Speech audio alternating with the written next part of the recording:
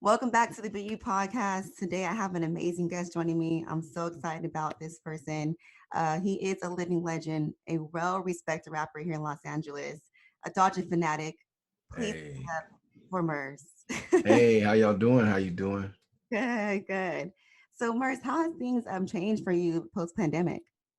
Um, I don't know if it's post-pandemic. I just had an interview with a nigga, and I thought he was doing interviews because he was vaccinated. He wasn't, and he posted on the internet that he got COVID. So I just had to run up to Ladera and get tested. But I'm good. You know what I'm saying? So I don't know if it's post-pandemic. It's still like, I think shit shut down. Yeah. But man, it got me rethinking everything. I got shows coming up, and I thought the vaccine worked like a force field. Like, okay, I Hmm. got my shit.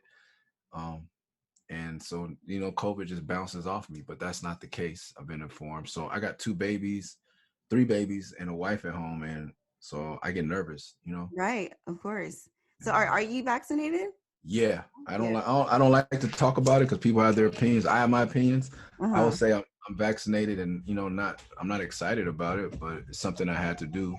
Hmm. So yeah, I'm Yeah. vaccinated. I'm not judging anyone who's not. But if you're not, let niggas know, cause like that's the main thing. Like, don't have me in here all up in your face without a mask on. If you know, And you're not vaccinated. I feel you there. Like, give me the heads up. I'm yeah, give me vaccinated too. okay. Yeah, give me an option, bro. Like, I don't, cause it's not about me. I'm gonna be all right, but I don't want to like. My wife is breastfeeding, and the jury's still out on whether that's safe or not. It's Hmm. definitely not safe for kids yet. I'm like, my kids are 8, 3, and 18 months, so they're like babies, so they can't get Right. vaccinated. And my wife is breastfeeding, so she doesn't know if they can't get vaccinated. Why would it be okay for her to get the vaccine? And. So it's Right. just No. weird. We're wearing shit out, but I got to get out and work at the same time. So it's like, I think I'm gonna have to start going out and doing shows, then coming home, staying with my mama for 24 hours until I get tested, and then coming home. Hmm. So Yes. it's just Go yeah, ahead. go ahead. No, it's No, just go ahead. devising. It's just like you have to find a device. I was like, I'm American. I'm simple. Like I was like, okay, cool. I'm vaccinated. I have to go out. Now everything's back to regular. But now this was a huge red flag. It's still scary though. I mean, I've kind of been out here and there mostly when I kind of have to do something for work. But I agree with you because there's a lot of people who are not vaccinated and no judgment as well. But we have to be safe because everyone's like, oh, it's back to normal, but we're not really quite back to normal yet. Nah. So But I think I mean like the stuff I've been aware of, like not common sense, but a trial and error. Like I've been to a Dodger game, I performed at a LA Galaxy game, and like that's why I had to get vaccinated because it's like I'm gonna be out there. My fans mhm. start drinking beer, and we start drinking together, and then everybody's hugging, and I did all that, and I was good. You know what I Yeah. mean? So I'm pretty okay. I'm more comfortable being outside with people and vaccinated, even if you're not vaccinated, because it's something I have to be 15 minutes in an enclosed space or whatever. So Hmm. I'm trying not to be fearful and just Hmm. logical, but doing interviews with people, I'm glad we're doing this because it surprises me that if you want to do an interview face to face and you're not, why would you want to do that if you're not vaccinated? Yeah. Because people think they're exempt from the virus. I mean, I don't know. Everyone has their theories and their beliefs. Yeah, I guess that's when I say why I'm not. It's not like the rhetorical question. I'm like, well, Yeah. what information do you have Right. that makes you think it's okay? Because you might be right. I'm open to it, but I need to have that. Give me a chance, like we talked about. Give me a chance to have that discussion with you Yep. first, and put me up on game. Like, oh no, nigga, if you inside and I have this air purifier, and cool. Hmm. I pay $1,000 and blah blah blah, so I can keep my business going.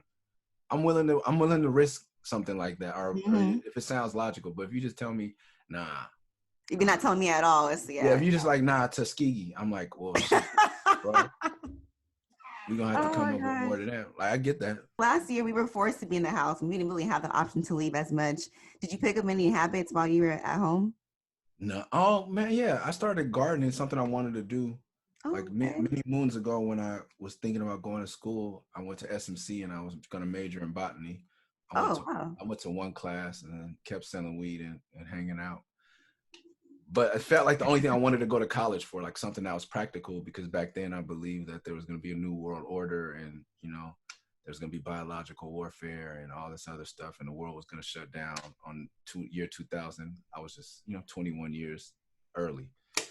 That's funny. I think we all felt it was going to be over. I didn't know what to really think of it because I was a little younger at that time. But yeah, interesting. We're still here though, so who knows when that's going to happen. Yeah, the Bible says man knows not the day or the hour. He wasn't talking about that, but I still think it applies to everything. I think it's gonna be a slow transition. You know what I mean? I do think this is the beginning of a change that's going to lead to everything that RZA and Five Percenters and Rasta Homies was putting me up on a long time ago. And that's Hmm. another reason I started gardening. Like I wasn't freaking out like this is the one. You know what I mean? Right. But I think something like this is gonna happen soon. And I think the people I'm definitely anti-vaccine and blah blah blah. Are skeptical about vaccines, but we are going to be the cause of why they start making shit not you're not allowed to do shit without a vaccine. Yep. Like They this is are. it's like what you resist persists, but I think it's all God's plan. Like we're gonna get there because we had to get there. It's just excuse my I can only talk one way now. It's just niggas thinking that they know how they gonna get there is the funny part. Like okay, you know so much, nigga. Then Hmm. then let me know. But we don't know. But I know the end part because I believe it says so in the Bible, and it just seems like it's going that way. But Hmm. how we're gonna get there, stop trying to figure that out. Do what study both sides, do what makes sense for you and your family, and be honest. That's all I'm like. Be honest, bro. Yes, If I please. got roster homies, nigga, I would never expect you to get the vaccine. I see my homie's mama in Lamert. She's like, Nick, I know you ain't get that shit, baby. I was like, they got me. She's They like, got me. ah. Yep. She's like, because I've all, you can look at me and tell I'm not with none of that shit. But it's strange times. But like, yeah, honesty. Yeah, I was actually interested if you did get it, just because I have some close vegan friends, and they don't really think they should get it because they're like, I'm super duper healthy, I can fight it off, and I built up my immune system. But at the same time, too, and I'm all for that. But at the same time, I'm thinking to myself, we just see people dying left and right so fast from this virus, quicker than I don't know what other virus. So it's good to be kind of safe than not at all. I mean, we Yeah, don't we yeah. don't really know what to say what's going to affect our body. You don't, and man, I would change my mind. It's like, yeah, I'm vegan, been vegan for a long time, been rapping about it for years, decades Mhm. now. Definitely on, like I said, definitely on my like Rasta nigga, 5%er, Crip, whatever, bull, whatever my philosophy makeup is. I've definitely been anti-government and Yeah. revolutionary for a majority of my life. And I went to do a show during COVID. Everyone got COVID tested before they went in. There was no crowd, only cameramen and staff at the Regent in downtown LA. And I came home with the flu. I gave it to my Wow. kids. My wife was throwing up. My kids was throwing up on each other. Like literally, one would throw up and then I'll make the other one throw up on them. So I'm Oh wiping down my. babies. I'm throwing up. And I was like, yo, if I could get and now, like I said, when I say vegan, like I'm simply wholesome. I don't know if you guys know like the Spice of Life drink. I drink that all the time. I went to Styles P. I ordered black seed oil. I had sour sop pills. I've been on a regimen since before the pandemic, and I doubled up with sour sop, fermented, all this stuff. Mm. Cut down on my sugar intake, started fasting once a week. Sundays, I would fast 24 hours. Like I've been trying to fight this. My kids have been outside. We've been outside every day for the vitamin D, and the flu knocked us out, bro. And I was like, okay, well, if COVID is supposed to be more contagious than the flu, and then I talked to a homegirl in ICU, and she's a white woman, and she's been working in the ICU in the hood for like 30 years. She's like, Nick, like, I don't like the vaccine. They have to force me to get the flu vaccine. I don't trust it. I don't recommend the flu vaccine to my kids. I didn't want to do this. I don't get scared. I don't get scared. I seen gunshots. I seen H1N1. I seen Ebola. I seen a lot of shit in here. Right. And she was like, this scares me. She said, I seen an 86-year-old white woman come off the ventilator, which people never do. And she said, I seen a 41-year-old black firefighter come in here, say he didn't feel well, and die the next day. And she's like, Nick, most of the people look like you coming in here dying. And then my other homie is like, it attacks people with pre-existing conditions. But me being a vegan weirdo that I am, I don't go to Kaiser a lot. I pay $1,800 a month. I don't trust them niggas. I don't like them. I don't Right. go for checkups. And so my homie was like, so how do you know you don't have a pre-existing condition? And I was like, damn. And I want to get back to work. So these are my feelings. But yeah, like, I don't know, man. It's it's wild, man. It But is yeah, a while. But you know what gets me also is the fact that people are so against it to the point where they're willing to get a fake vaccination card or a fake mock COVID test just to be out. And it's like, I don't think it's that serious. I really don't think it's that serious because you're putting so many people in danger for the most part. Yeah, I think like, but I also come from a culture of niggas that will shoot you for wearing the wrong color. So how can I expect you you know what I mean? I Yep. accepted that a long time ago. So I'm gonna accept this too. Like if you want to get the fake cars, it's a hustle. Like I plugged the homies. I was like, hey, blah, blah, blah. Like this looked like it might be a way for you to get your card if you want to come get it. Like I'm pro black even to like I said, I have my vaccination. But if we're doing an interview or I have you in my house, you got to be honest. But other than that, black man, black people, brown, anyone, human beings, do you. And Hmm. like with the Moderna vaccine, like I've been studying, I didn't just get a lot of people got anti-vax during COVID. Like I've been Hmm. on that for a while. And the mRNA scare me, you know what I mean? And I get the people's things like that. Like there's never been an approved mRNA. The FDA was shutting down mRNA vaccines like motherfucker I'm before crazy. this. Uh-huh. Never passed. And then we got into a bind. They're like, all right, it's like that homie you don't want to call because he's shady and he's a lightweight crazy, In the Bay, they call him J-Cats, like old school, like, like this nigga off. But if I need somebody to come through, fuck it. I'm calling, it's the Hail Mary. And Hmm. FDA called in the Hail Mary. And everything is what I've said a lot of pro-vaccine stuff, like anti-vaccines, like the FDA is not approving this vaccine. It is not approved by the FDA. It is emergency approved. And then FDA approved beef. They approved talcum powder that gives you all kinds, like FDA approved anything. So but then something the FDA won't approve makes me like, but did they not approve it because mRNA is going to change the game and Johnson & Johnson and the big powers that be didn't want mRNA coming in because it could cure cancer. There's a lot of things mRNA could do. So they might just be denying it to keep big pharma. You never know. Hmm. But the lady that, I looked up the lady who helped create it. She's from Eastern Europe. She had to come over here to practice. Like I'm all this shit. Like when I say I researched it, I researched. So I'm really for like when you look at niggas and they go, oh nah, Tuskegee, and that's all they know.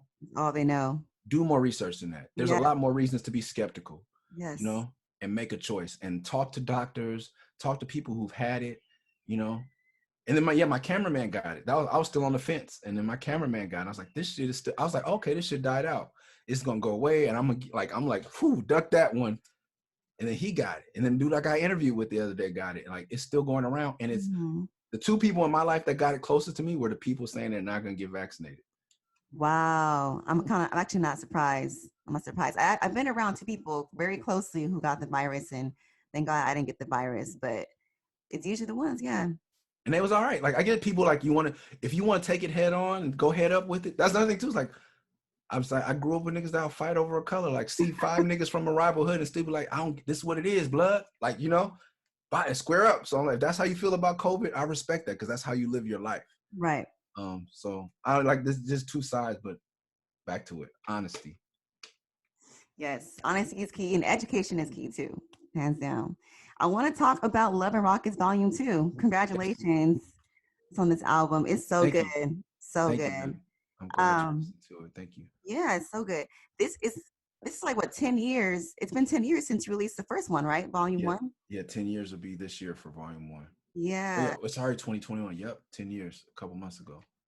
So this one's called A Declaration. What did you want fans to get from this album? Just for me, it was just being comfortable who I am. Mm. And putting the full spectrum of who I am on a record.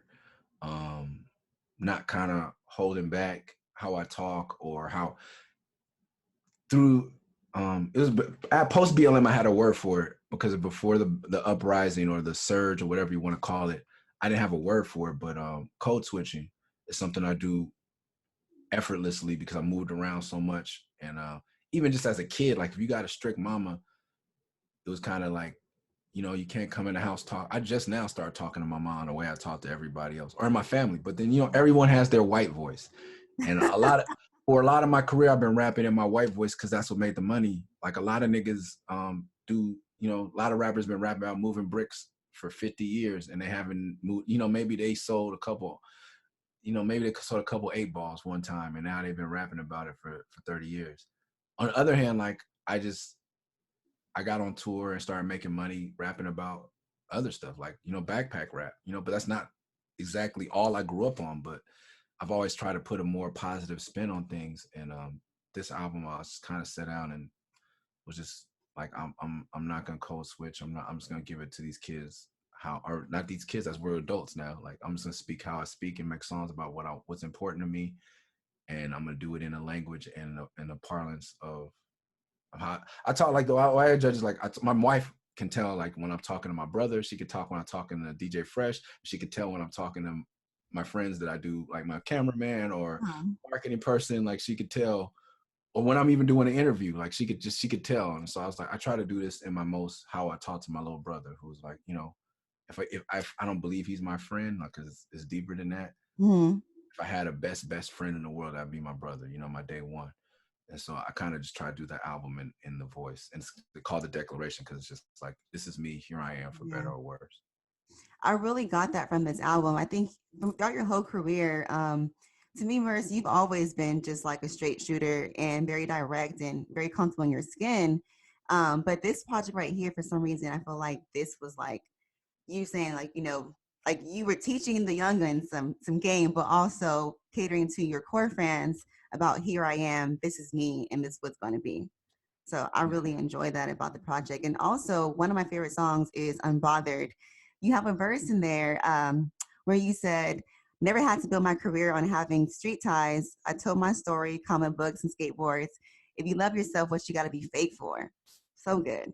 Has it ever been difficult for you to remain true to yourself when you're coming up as a rapper? No, well, I guess, yeah, in a way, now that I look back on it, yes. Um, it was just, but I'm thankful for it. Like, I won't say I wasn't untrue to myself. I just didn't stay stuck. Okay. A lot of people stay stuck. And when we started out in '96, all of our fans, the backpack fans, the alternative rap fans, were black college kids in the Bay, and we were rapping. And then slowly it started to change, and we started to go on tour. And I was the one with, you know, in the mud at first. Like, I had never really listened to white music. I had never had sex with a white girl. I would tell girl, I'm like, I ain't having no sex with no white girl. I would tell white girls on the bus, like, just skip over me. No, no. You know, Wow. I was just like, this is who I am, you know? Even more so, like when I moved up to the Bay, I got even more LA. I kind of just, it's a hood, it's a ghetto thing. Like, I just, because everyone up there was like, I never said cuz as much, you know, because I resented a lot of the dudes in my neighborhood, like, because I wasn't with the agenda of killing ourselves. They were my friends, but I hated to see them going that path. So my little brother was super into it, and you know, I was into it when I was younger, and as I got out of it, he stayed in it, and I couldn't judge him because he was kind of following my lead and the lead of the older dudes in our neighborhood. Mm, And so I didn't say as much. When I got to the Bay, everybody was like, blood, blood, blood. And they don't mean it like that. They mean like family, like, yeah, right. blood. You know, I made a song about called Beta LA, but there was a time when I was with one of my homies that was from my neighborhood, like on the same block. And we were playing Street Fighter with these girls. And she was like, yeah, blood, yeah, blood, yeah, blood, yeah, blood. And I was like, she was beating me too. So on top, it was like a double thing. I was like, bro, Okay. she's blooding the hell out of me. And I was like, I thought he was from the neighborhood. I was like, hey, come here. So I took him out of the hall. I was like, hey, cuz she can't be, she only blood me this many times. And he started laughing. He's like, bro, that's not what they mean. And I was like, I didn't know there was not Bloods and Crips. Mm-hmm. And then I was like, okay, well then I'm just gonna cuss everybody, like, because I'm not going, I can't, it's impossible for me to switch at this point, at that point. And they're like, oh, Merce on this LA shit. And then I just got super LA. And for a long time I tried to hold on. I started wearing like Dickies and Chucks. I was like, everywhere you go, these big niggas gonna know I'm from LA. Like, Oh, yep. and also like too, like when I got home, it's just like, this is how I always wanted to dress. My mom didn't really allow. I was like, cool. I'm just with this is who I am. You know what I mean? I'm a non-violent, non-active, non-affiliated, like, you know, but this is how I look. Like, I always wanted to wear just Dickies and Chucks and sweatshirts from the swap meet with a initial on my belt buckle. Like, I'm just gonna be who I wanted. I wanted a Jerry curl. Like, I was in love with that shit. I was like, I can make it mean something different, you know? And then we started touring, and I was just like, man, I'm never gonna have sex if I don't have sex with white girls, because I'm on the road 200 days a year. Like, man, Oh, I'm wearing my headphones, but I'm not gonna listen to it. I'm like, I don't know what Queens of the Stone Age is, but I kind of like this. Like, I had never heard the Beatles. Like, you know what I mean? Like, mm-hmm. I was like, oh, so I just start opening up, and like, I could stay at home, and we, you know, my neighborhood was kind of having a big beef or war at that time with a neighborhood, the bordering neighborhood, Yeah. and my homies was super involved and it was active. And I was like, man, I could go on a warp tour or I could stay home with these niggas and who knows what's gonna happen. And I Mm-hmm. chose the warp tour and I'm like, man, fuck it. I'm one of 3 black people out of a staff of 300. But Crazy. but I just let go. Yeah. And so I think that I won't say I haven't been true to myself the whole time, but who I was grew. Mm-hmm. And I was happy that it was vital. And the declaration, the new album is kind of me just coming back. Like I was living in Tucson, and now I've been back here, living in Inglewood for like 4 years, and it's just I'm rooted, and now who I am is kind of like solidified. Like it's kind of full circle, But I went and had experiences, and I love, Tyler's new record, how he's talking about how he's growing, and even on Love Rockets 1, you can hear me rap about traveling and Yep. how it changed me, and my acceptance, like they needed it, but my acceptance of alternative LGBTQIA plus lifestyles, and taking a stand for that. But that's not something I grew up championing. You know what I mean? Right. Right. And but so now I can go. So yeah, I guess, yeah, I've always been true to I guess being true to yourself means letting yourself grow. And some people may think that's changing up, and and also coming from gang culture is really hard to do. Mm-hmm. Because the worst thing you could be is a transformer or changing up on niggas. You know what I'm saying? You from where you from, you are who you are. Right. You tat Right. that shit, you stay down for that shit, and so it was hard. It was challenging for me. But when I saw that the rest of the world wasn't like LA, I had to, you know what I mean? Because, but I still, now I learned how to do it through LA lens. Like I can see all of this and be who I am, but you got to let go. It's like, I guess, the cage bird, like you got to let it go. If it comes Yeah. back, it was meant to be. That's who you really are. And no matter how hard I fought trying to live in LA and fought, staying, because I wanted to stay in Tucson. Like I don't like the LAPD. I don't like having to get into it with niggas. When I see niggas that I don't like places, like so I just remove myself from it. I don't have Mm-hmm. the temperament to deal with it. Tucson, I don't have none of those problems. Cheap, great house with a pool, but God put me back here, so now I have to kind of accept that, and the declaration. Back to that. I really like that you touched on having to let yourself grow. Because I agree with you. I think being true to yourself is letting yourself grow. I think us people from LA, we hold on so much. Like, no, it's West Side till I die. like, like it's. I love my chucks. Like, there's so many times I have conversations. Even my mentor, who has been very helpful, he even told me too. Like, you know, you can never take away who you are, but you should definitely allow yourself to grow and open yourself to more things because you're keeping yourself in a box. You're never gonna really like stretch out to see what else is out there. Yeah, So and you're not, and I think too, for me, is like you got to give other people the game. Like LA, yeah. if LA is so great, and that's what I do. Like 316 on the Ninth Wonder album, they were in the basement, and Knife likes a lot. I've never been one to have a lot of just bystanders around while I record.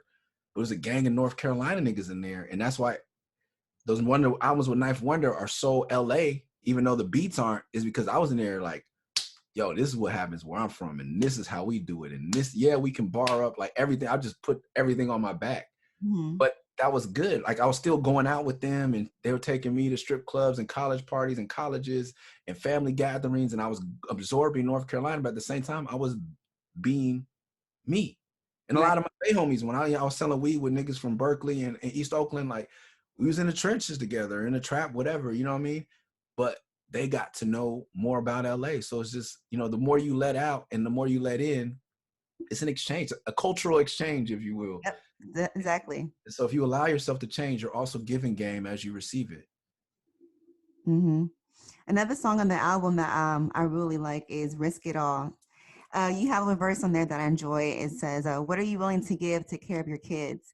To have that baller ass crib, sacrifice ain't easy, but it is necessary if you want to take the next step." What has been your biggest sacrifice throughout your career thus far? I think it was the initial sacrifice, really. It was basically my mother, who I love above everything. My father wasn't involved in my life. My mother was everything, and is not everything, but she's still part of my everything, as my everything has grown, as we talk about growth. Mhm. But when she was like, it's either basically, music or leave this house and, leave me. And, I'm cutting you off if you choose to do this. And when I made that choice, there was nothing else I was willing, there was nothing else I wouldn't be willing to sacrifice, because that's how much it wasn't even a choice. I had to, I was compelled. I was like, yeah, I can't not do this, mama. Like, Right. but once I made that sacrifice, or what I thought was sacrificing that relationship, because you can sacrifice something, but like, it's, I've gotten more, with the Bible, like, I forget which part of the Bible, when homie's about to sacrifice something, then God come down like, nah, it's cool, chill, chill, chill. You know what I mean? And I think that's what, just to see if you're down for it, even like, like on the street level, like there's niggas that oppress you. I'm like, okay, I just want to see where you was at with it. It's good. You know what I'm saying? Mhm. And I my relationship with guys, like, that's the big homie. Like, I just want to see if you, if I call you to do something, are you willing to sacrifice? Because what I'm still learning is that even your family, you got to put God, your calling, your mission from God above everything. You know what I mean? Yeah. Your loyalty. I feel like I was called by God to do this, and not to do Christian rap, just to put my message out there, and and I had to do it. So that was the biggest sacrifice I made, was definitely what I thought I was sacrificing, my relationship with my mother, and it did suffer. But by the time, that was when I was 15, by the time I was 23, it took 8 years or so. Oh But wow. she, she believed in me and I believed in her. And I did the same thing to her. I always put that, like, I try to put that out there so it's even. But she was leaving her job at Kaiser, which, as a single mother, provided her a company car and health coverage for us, Mm. to go take over the family dry cleaning business, which she hadn't been working at for like 15 years. And I had been working every weekend. I was like, mama, we making $130 a day. This is Right. Central and Adams in 1994, 93. Oof. Like, we not, who's dry cleaning shit? You know what I'm saying? They still have the Johns, Ron's. I think it was a Johns at that time. Went from Johns to Vons to Ron's on the corner of Central and Adams. Was still burnt. Like, there's nothing there, mama. Like, we're the only thing. Yeah. Oh, okay. You know, I was like, and she's like, she felt called to do that. And I was like, you are going to make us starve.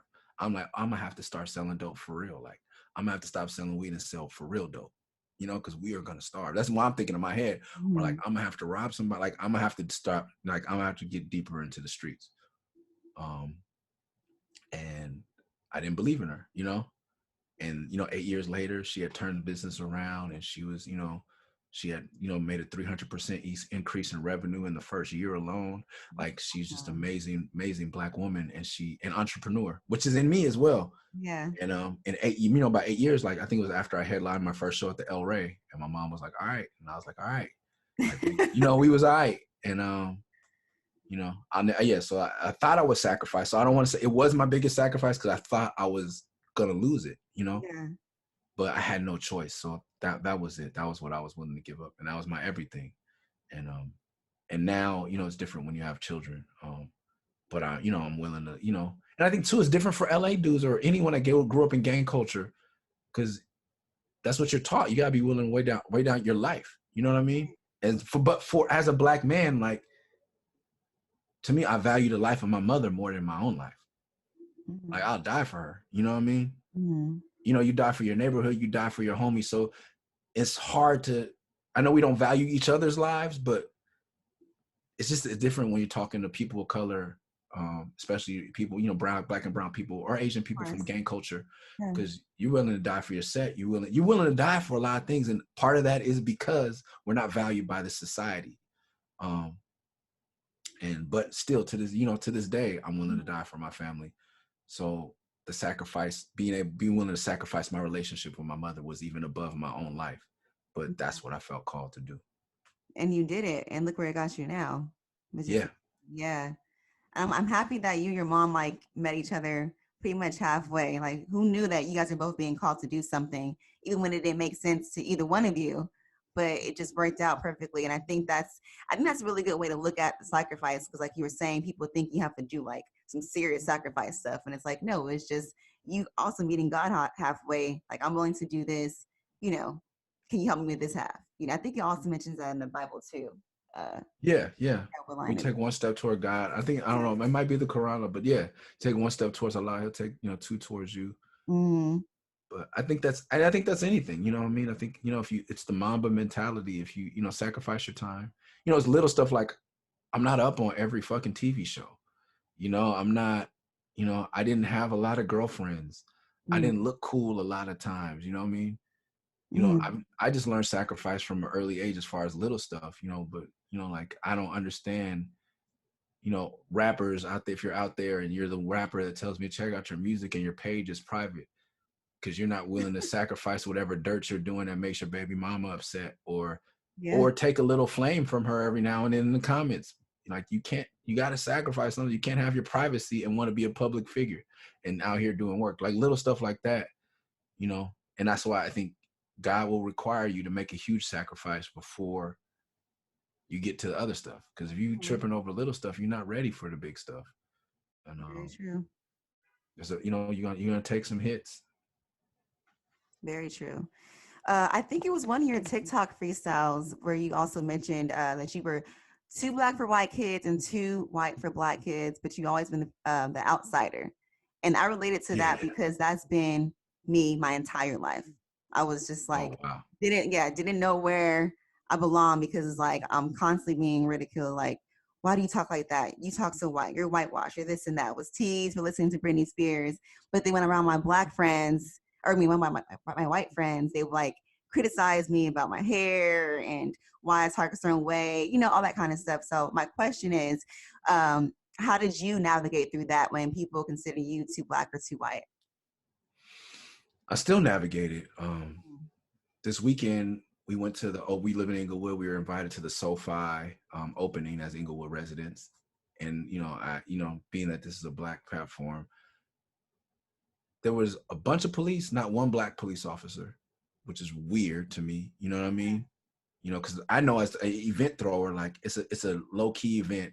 Anybody that's there on a Sunday is getting double time.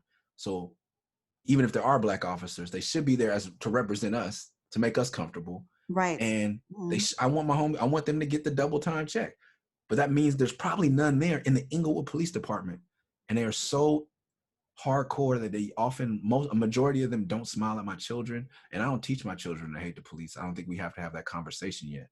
Um, so I was like, here's your chance to make a positive impact. And most of them shine my kids on, or I have to start waving a block away so that they know, like, hey, my kid wants to talk to you.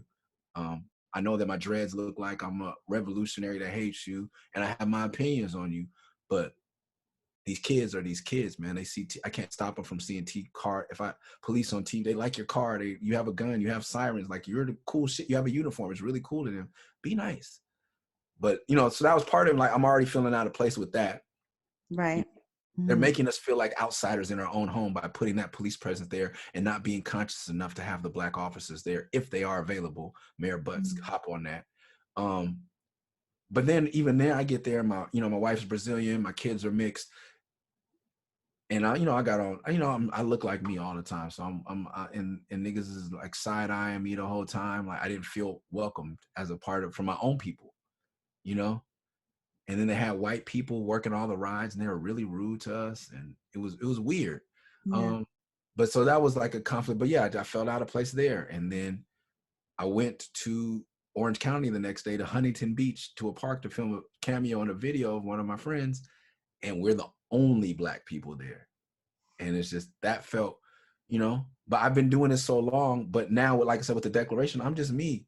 Like it is what it is. Like you know what I mean. Like I can't, it makes me feel, you know, bad, you know what I'm saying? But it's just like, I still feel like a kid where like, I might have to sock this nigga in his face. Like, but I also have to like, tell myself like I'm with my kids and like, I'm watching my reaction. And I just look at it as a challenge. But honestly, the only way to navigate is to show up and be authentically you, you know, and be willing for what, ready for what comes with that. And someone like yourself and myself, I think that have been doing it for years, know how to do that. I'm trying to be less aggressive with it. You know, I Yeah. need to be less violent with it. And I just try to, um, for black men that look at me weird, like I just give them a peace sign and I just laugh it off, man. Like if you know, like what I was a Cat Williams show, like banging on bacon. If you that hard nigga, like all them niggas is in jail. You know what I'm saying? Right. Niggas you really gotta be scared of is in jail, or you see some that are in transition. Those are the ones you gotta worry. The ones that are trying to go back. Mm-hmm. And I could kind of rate that. That's what pisses me off about a lot of these tough guys. Mm-hmm. Like I can see it in your eyes. I know who you are. You can see what it is with me. And so that's why I usually don't. That's another thing. Like show up authentically. Like I know who I am. I know what I've done. I know what I've been willing to do. And you can see that as another man. You can see and feel that. That's why I don't have a lot of problems. And Right. other than that, I just try to laugh it off. Like if you're a man trying to navigate this space, like I just laugh it off. And for white people, like sometimes you have to be aggressive. You know what I mean? I might throw up a gang sign. I might hit you up. Like, you know, like I see a lot of these blue line motherfuckers and you're going to give me a dirty look. I'll be like, whatever. Like, you know, and they're like, you know, or, you know, like, you know, Throw 'em off I'll real be ultra. quick. Yeah. I'm like, now what? Like, you don't understand my culture. You don't Mm-hmm. know what I just did. Now I feel good because I banged on you. You don't even know what that is, but it scared you. It threw you off in your day. Now you take that. But for my people, I'm gonna greet them with love. Like I think, you know what I mean? But the you know, I think they're all enemies in a way, but the real enemy, like I stopped being, like I said, I stopped code switching. Like you gonna look at me crazy, I'm gonna treat you like I would, like the younger me would have treated a nigga looking at me crazy, white boy with your blue line matter. Don't bring that shit over here. I'll smack fire out you. You know what I mean? You know, because you're not gonna do anything. Like you're not from Right. my environment. Like you're gonna wait. Why are you all aggressive? Like don't. I guess my wife and like I said, the BLM, like the younger kids are educating me in terms of like code switching and microaggressions. Like I treat it like I treat my children. I know if my children, I say, hey, cut that out, and they're. And then if I say, hey, cut that out, you know what I mean? And Mm-hmm. that's how most of these white males are that try to be dominant. If you put some bass in your voice and look at, they go, oh shit, you know. Right. Most of them, unless there's a large group of them, they don't want those problems. So I stopped. Like I would shrink myself to be in white spaces before because I would get arrested, or because if I get loud, like, you know, even at Kaiser, it's the same thing. Like, you know what I mean? Like they try to get loud with you, and there's just a way to navigate it. I know now, like they don't understand. Like if I hit you up, like you don't know what that means, and I'll feel good, you'll feel confused, and I can move on. Or, you know, there's certain ways to communicate directly and effectively without me raising my voice in certain situations, you know. And at Kaiser, when my baby was born, you know, they kept asking me, like, what is the race? My wife had just given birth. What is his race? What is his race? And then I was like, no, thank you. She doesn't, my wife says no. And I was like, hey, you don't need to be concerned with that shit right now. Huh? Like, you know what I mean? Like, I'm not gonna Yeah. say, It's excuse not me. important. Yeah. And then Mm-hmm. they tried to tell, I was like, okay, we can go home now. I looked up all the laws. I was like, we can go home now. I was like, well, why do you want to go home? I was like, because we have our 1-year-old and he's never been without us for a night. And he already had one night without us. I think we should get back to him. We'll bring the baby back to have his checkups tomorrow. Mm-hmm. Okay, well, we're going to have to call child services since you don't have adequate care for your 1-year-old. And then I could have snapped, you know what I'm saying? But I know like it's an institution. So I said, well, I was like, actually, like I work very hard so that my wife can stay home with our child because she provides the most adequate care. So actually I provide the most adequate care. But you suggesting this means it's because the color of my skin, or I don't know what it is. And then they get, now that I forget that now there's places, things, and now that, whoa, wait, we didn't say that. Yeah. It's like, no, Whoa. And you then it went, definitely said that without saying it. yeah. And so then it went crazy. And I was like, okay, so I Yeah. don't have to be a nigga because now there's laws in place that kind of actually a little bit protect us. If I Mm-hmm. say the right thing, I can drive them crazy. Instead of me going crazy, they all went crazy. I was like, I see you brought the largest, whitest doctor in here, male Mm-hmm. doctor, to talk to me about this. I'm not intimidated. I know my rights, and I do provide adequate care for my child. You know what I mean? Yeah. So no, and no, you know, but yeah. So like these are different ways, like different situations you have to, you know, there's not one way across the board, but for the most part, I stopped shrinking myself or changing my voice. Like even when people call me, like when I order food now, I'll be like, what's up? You good? Peace. Like I'm just gonna talk how I talk to everybody. Yep. I'm not changing it up. And for anyone, like I'm a cuz you, I'm like, unless I know I'm in Inglewood, I'm talking to, I will show respect to black men because we are sensitive and I could offend you and you could have lost homie. But I'm gonna Mm-hmm. cuz the fuck out of whoever else and what up. And I'm not gonna use my N word or you know what I mean? But Yeah. I'm not shrinking myself to be in white spaces anymore. And Mm-hmm. I'll blood you, I'll cuz you, I'll do whatever it takes to make you uncomfortable and Mm-hmm. make you have to respect me because I'm paying my money. I know how intelligent I am. I don't have to talk to like you. I don't know. It's been. I was ratioed on Twitter for saying I had a 0.5 GPA when I graduated. from high school. Really? Yeah, people were like, why would you be proud of it? I was like, well, Black Twitter is the same place where you guys are talking about BLM. So you got, if I had a 4.0, you'd praise me for having a gold star for being educated from my oppressor. Malcolm X said, only a fool will let his oppressor educate his children. So when is we, like, I don't know what Nipsey had. I don't know if Nipsey graduated high school. I don't know if Jay-Z graduated high school. These are the people and Black men I look up to. I don't know what E40's GPA was.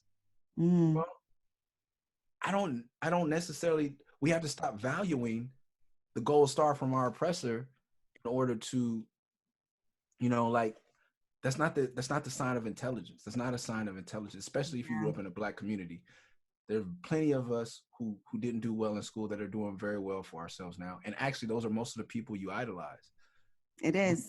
But because I'm not Nip or Jay or Kendrick or someone or J. Cole who they see with millions of dollars, I was like, well, if you knew my music, you would know that I'm probably one of the most well-read, intelligent rappers, articulate, and I enunciate, like all that shit. Like Right. but because I posted, you never heard my music, but this got shared around the internet that I graduated a 0.45. Like I found a way to get it done. You lying? I was like, why would I lie about that? But I had a staff of teachers and counselors who were aware of my intelligence and aware of who I was, and that's what got me my diploma, which I've never used. Most of And us don't use our diplomas.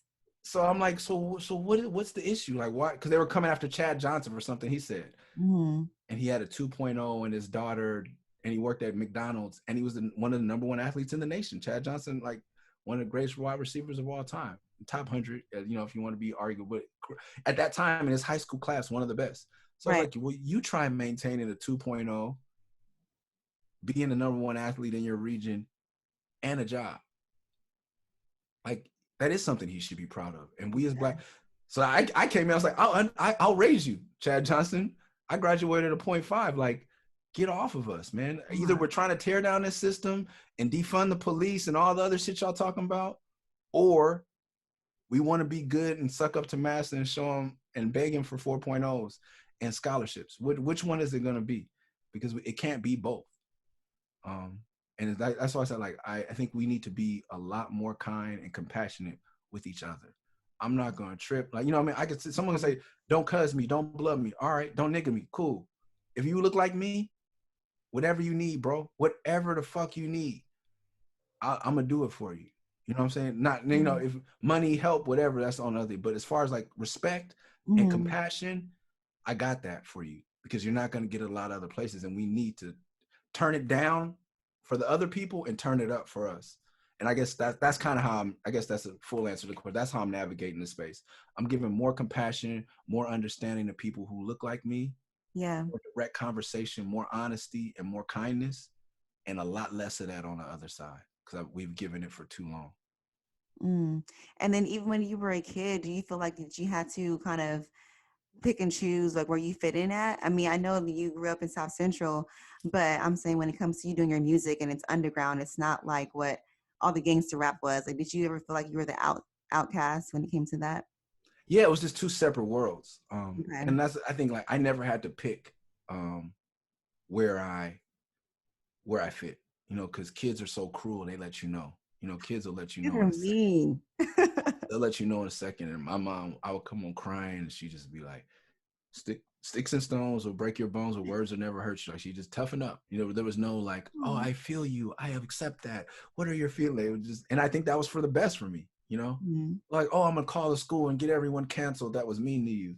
I had to figure it out. You know, Mm. and but she never stopped loving me. I say that in every interview. Like my mom loving me regardless of what other people thought or what I did, no matter how bad I fucked up. I know she loved me, gave me the courage to be me, and I didn't have to try to fit in.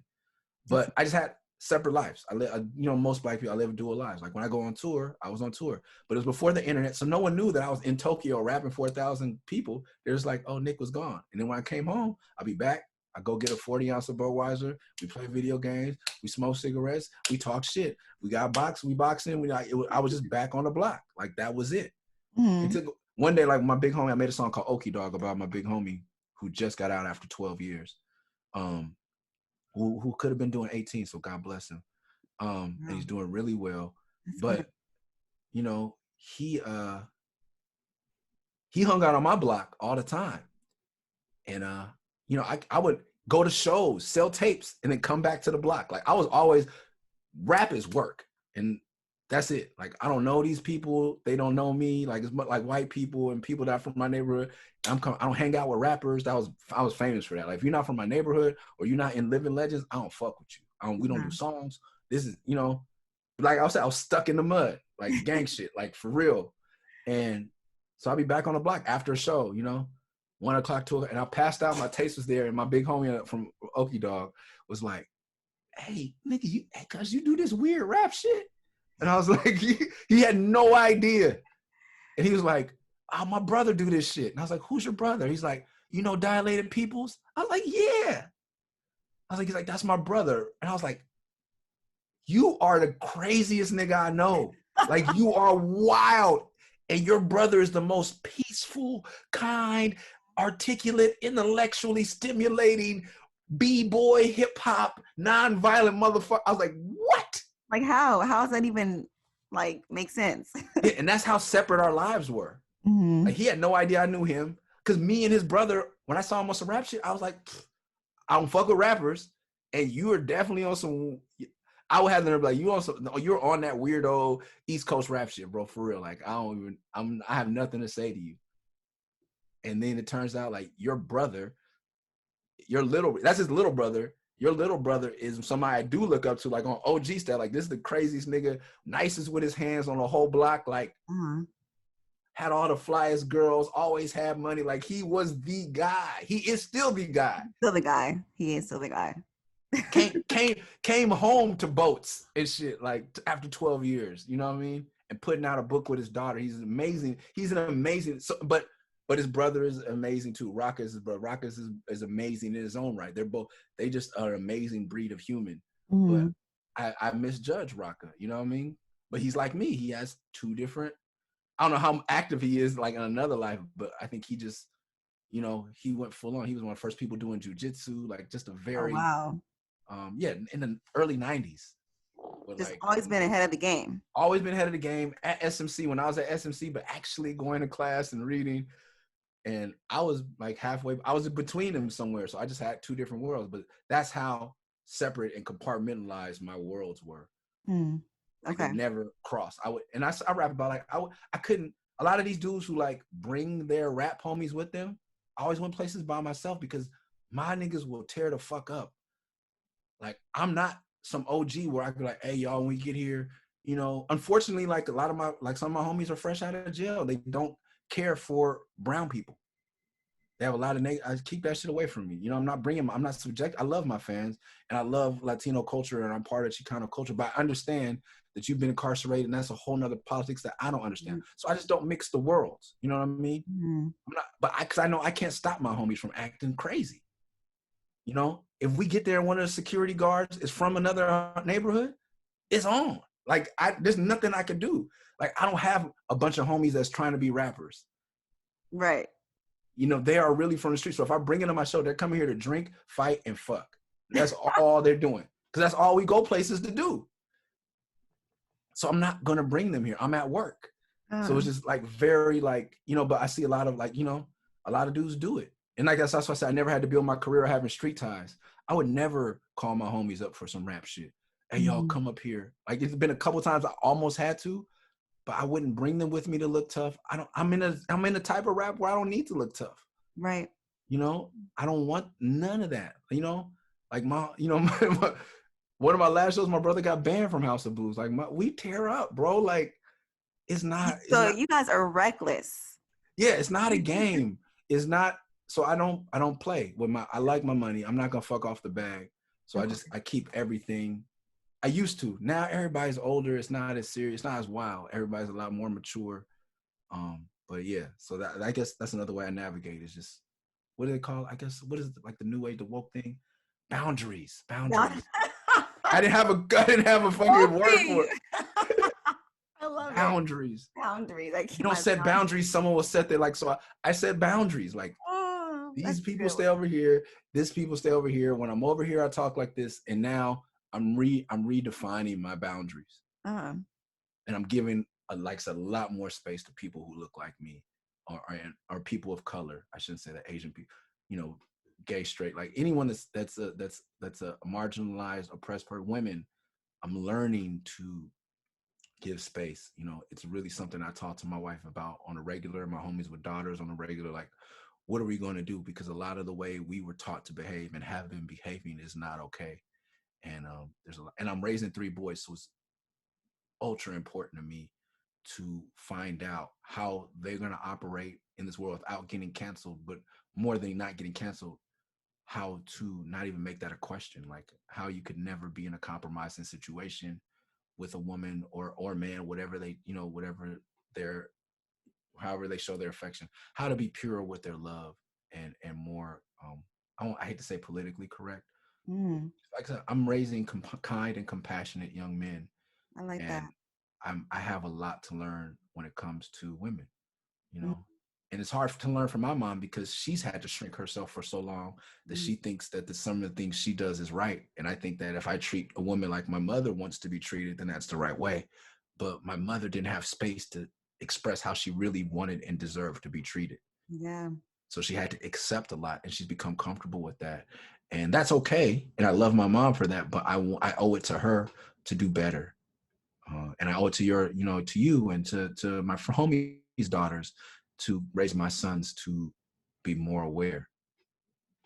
Yeah, I wish that we had a lot of mental health conversations earlier. Like, I'm grateful that we're having this stuff now, but think about our parents, like, all they know is to shrink themselves because they didn't really have the access that we have now to really have these tough conversations or even to know what they're feeling because we are always taught to deny our feelings. Yeah, Um, deny your or numb them. You know, or that's numb why you them. drink and One you or the other, smoke. yeah. And a lot of my brothers, I love it that weed is legal, but like, you know, it's medication. But if you have to smoke multiple times all day, every day, how sick are you? You know what I Mm, mean? Maybe balance that with some mental health conversations and go into therapy and you know what I mean? Because it is what they want us to do, to numb ourselves or to shrink ourselves, yeah. you know? Because if we get too, and then when we get too big, they take us to jail. If you are, yeah, and I'm learning these words too, woke feeling. If you have big feelings, a lot of black men have big feelings because we're sensitive people. You wear the wrong color, we'll kill you, you Mm, know? And I say we, when I say black men, I always say we and not them. You know, I'm not and as much as black men marginalize me and not want me to be a part of them, and that's kind of like with Love Rockets too, with the ship crashing into the Slauson. That's what that, like, I'm here, niggas. Like, y'all ain't, I'm not with y'all. I may be different, but I'm still with y'all. We have a lot of big feelings, and when we have big feelings, we've learned that we're the problem. And that's not the case. We have big feelings because you're coming down on us. And in order to be heard and to be seen, we have to push y'all motherfuckers off, you know? And in the midst, we push away our women. In the midst, we push away our children, or they take us away from them because our big feelings are dangerous, because they're so mm, scared of us. And mm. so it's a fine time. We have to find a way to navigate it. And you're right, mental health is a large part of it. Mental health, I think that black men feel, or the black community feel, like that's another way to shrink you, because it's called a shrink. You know what I mean? It Like, is, yeah, yeah, yeah. You're right. It's called a shrink. but I think it'll give you a way to expand yourself. You know what I mean? It's just a lot of black men. What I love about us, especially my homies that have been in and out of jail, they are the most fit motherfuckers in the world. They are I some of the believe most you. disciplined, pull up doing, curl doing, you know, beautiful black men there are. And just applying that regimen to your mental health as well, and your diet and your nutrition, Mm, is what's gonna make us amazing. And that's how I'm raising my boys. And that's what I like. I kind of, my mom says, drop back 10 and punt. You know what I mean? Like, as far as, you know, my revolution or whatever, like, I kicked it off. You know, I'm gonna wait for them to come at me. And while they're coming at me, I'm gonna get my boys together because they're not ready. You know, they didn't expect it to happen like this. You know, mm. even the CDC says, like, black men are the most present fathers now. And I don't think America's ready for the result in a good way. I think for the old America, they should be scared.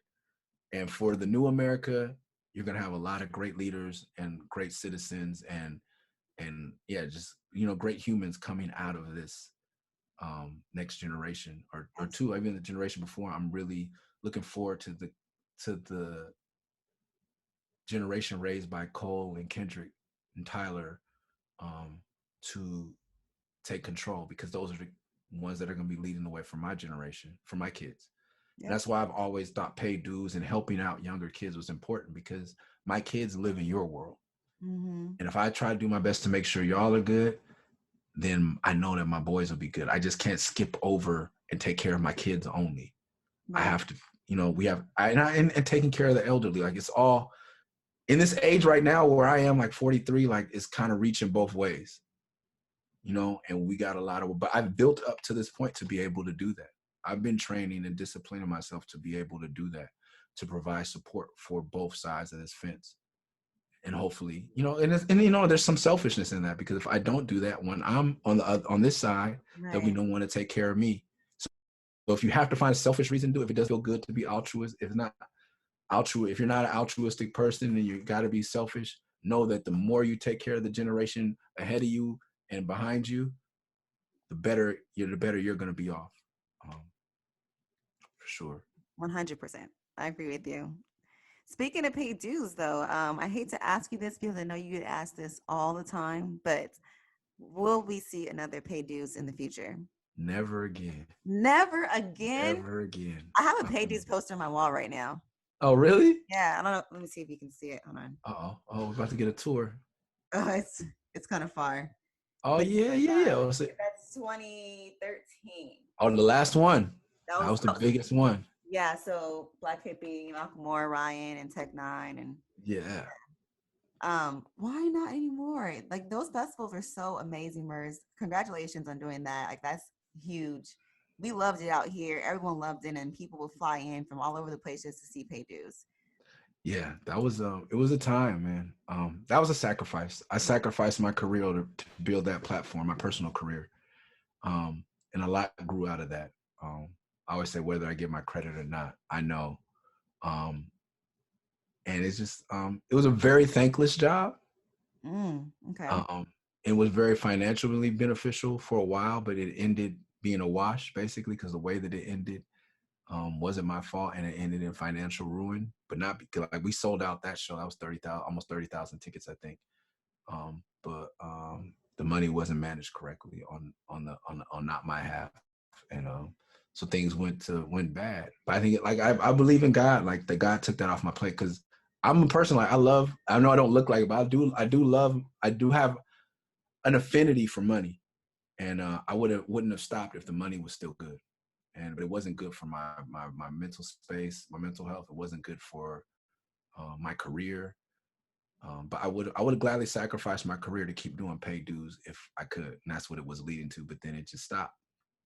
Um, Rappers are some of the worst human beings on earth. We are some of the worst human beings on earth, and creating a platform that serves them in their entitlement is no fun. Mm, Um, mm, mm, mm. so I gladly I did it for the fans, and it had a purpose. My purpose was for something to be like Summer Jam for indie hip hop. Right. So if you had a kid or a junior high school kid, they always, oh, I went to Summer Jam. I saw this person. I saw 50 Cent. I saw blah, blah. I was like, well, what? I saw what Warped Tour was doing for white children. Yep. Mothers come up with minivans. They drop their kids off, and punk rock culture and white culture thrives, even though punk rock culture has more roots in Africa than they think. But what's perceived as a white culture is thriving.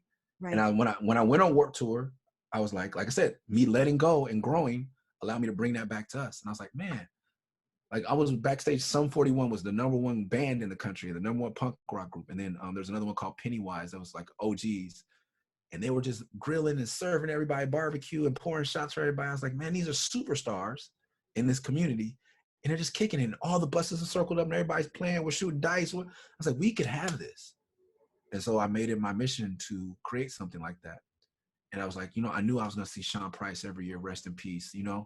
Shock G, like all these people that are gone. I'm sad that it didn't continue, because I would have got to see them more summers. Mm, But you knew spring and summer it was like a family reunion, and that's was kind of feeling, and also to grow new talent, and also have a place where I still get kids today. Like, my dad came to see Wu-Tang, and I wanted to see Odd Future, and we had this moment together. oh, that's amazing. Those are the things that I live for. Or you got to meet someone at the merch booth, or it was definitely vital, but it had its time, and Mm, hopefully I had to learn that it's not the people's job you help to pay it back is to pay it forward.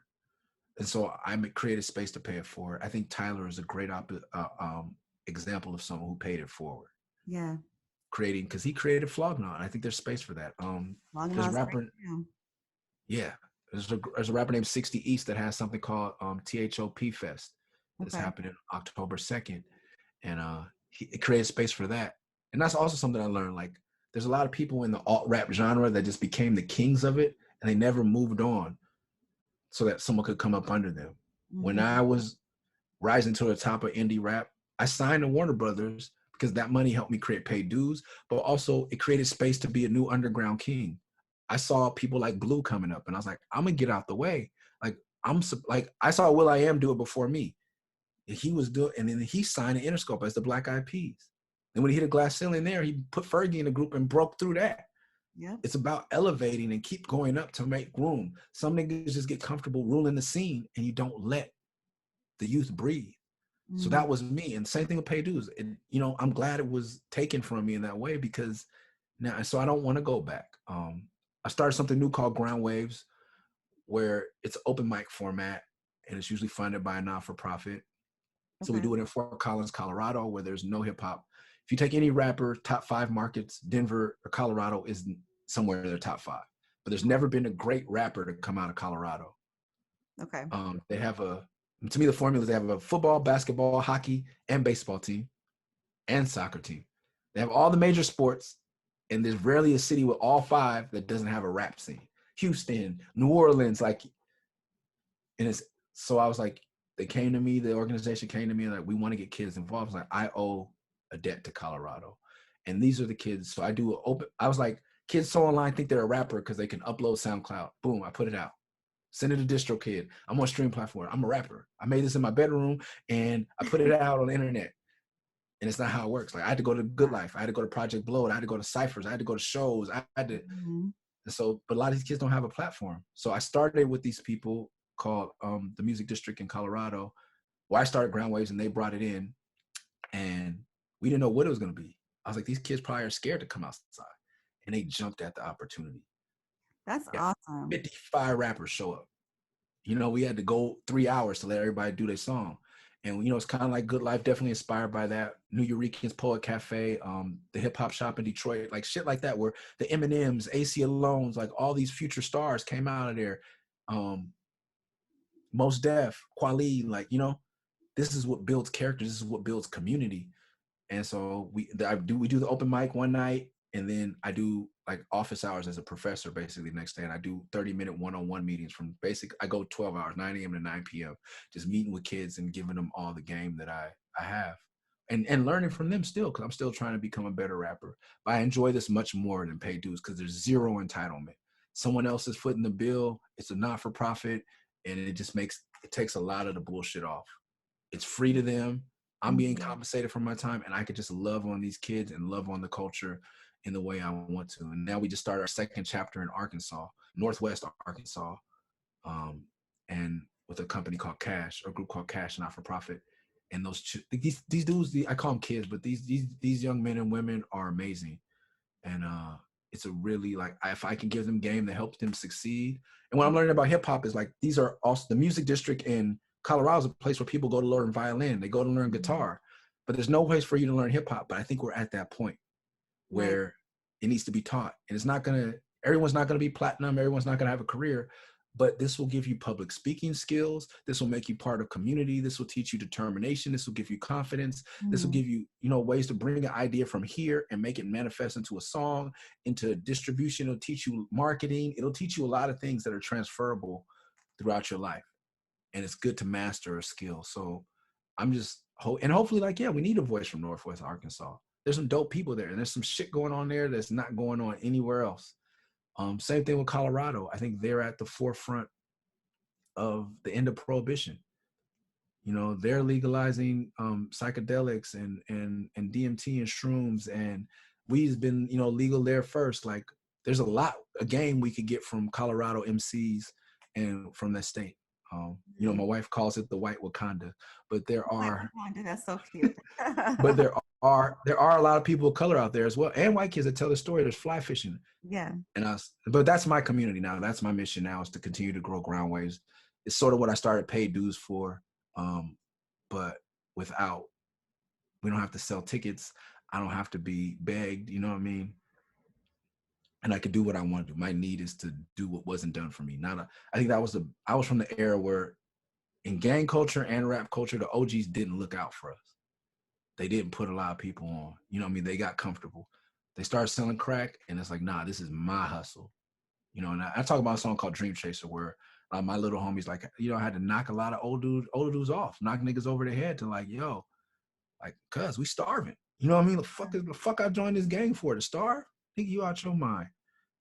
So it's a lot of, you know, and I know a lot of people that have been in the community know that, like, there's a lot of time where there was beef within hoods. Like, you know what I mean? Because the OGs don't get out the way. And I learned that I got to get out the way, and I got to start pulling people up, because nobody very few people rap. Mystic Journeyman is the only rap group that really looked out for me growing up, but they didn't have much to give me except for come sleep on the floor next to me. But the people that were on labels and had their foot in the door wasn't putting on nobody. And that's why I created Pay Dues, and that's why I do Ground Waves, because I'm always going to help the next generation. I love that. I think that's very important. Like you said, it's all about what you're giving back, because we have to kind of keep the flow of giving going. It's a circle of life. You have to just give something. But it's a different feeling too when you give to something, like to someone, whether it's like just insight, intellect, advice, just helping them out in some kind of way is just it's a really good, rewarding feeling that you receive when you just give. It's very Yeah. important too, because I think our generation, a lot of the younger generation, are lost, or like you had mentioned too, entitled, and it's just they're just lacking information is what it is, lacking education. But it's I guess too, you're right. Like and it's hard for them to see they lack information because we're in the age of information, so they think they Yeah. know every fucking thing. And why wouldn't you? Because you can look up anything you want, but it's like the 5% homie says, like, knowledge, wisdom, understanding. You know what I'm Mm, saying? Knowledge is everything, but they don't have a lot of wisdom because you have to have time to apply that knowledge to get the wisdom. And once you've applied that knowledge and attained the wisdom, then you have an understanding of everything. And I'm sorry to paraphrase, no offense to the 5%. I know they're protective about their jewels. But, like, those are the things, but that's the essence of what we have now. We have a lot of kids with knowledge thinking that they have wisdom and understanding. mm. And that only comes with time. I'm like, that's why this is the declaration. At 43 years old, I barely have an understanding of myself. And, like, that's why I encourage young women and men, like, you may not be ready to get married unless you're ready to walk into that process with someone. And really, I didn't know myself. I wasn't ready to be married until I was 30 something. You know what I mean? And I still Right. ended up getting divorced. But it wasn't because I didn't know myself. You know what I Mm. mean? But Okay. maybe because if I knew myself, I would know. I think it was because I didn't know my partner. But you want a partner that knows themselves. That's important too. You can't have a partner find themselves, because that partner might find themselves at odds with you. And you can Mm. say you love someone forever, but yeah, you can love someone forever when you know them and they know themselves. But if someone Mm. doesn't know themselves, and as Black people in America, it takes us a lot longer to find ourselves. Yeah, white, some people do get married and let's stay forever from high school, but it's rare, I think, in Black men and women, because we have a hard time finding out who we are. Yeah. I think that it is it is something that needs to be taught. So wait, it's okay to wait, and and grow and build something. I always tell people, a lot of kids ask, like, when I meet these rappers, a lot of these rappers, I went to their first shows, a lot of them that are big now. And I was always telling them, like, I don't want to beat from you. I don't want to feature from you. If you want from me, great. Buy some property. That's all. If I could tell you one thing, BIPOC. whatever you make now, buy some property. And some of them listen, someone like, oh, like I said, I can get marginalized. I always been like, oh, nigga weirdo, cuz, like, or whatever, blood, like, whatever, he weird, cool. But you know that I said it, what I'm saying? And I know that I'm not wrong. Like, I could tell you a lot about labels and politics and rap styles, and I could help you, but just that. And I think that's what you should be building.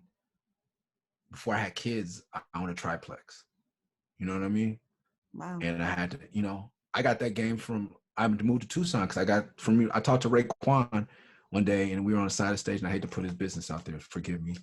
But his kids are so amazing. He was introducing me to his kids at Rock the Bells. And this is part of like why pay dues and things like that are important if you're listening to someone wants to create a platform like that. And I'm like, what's so funny?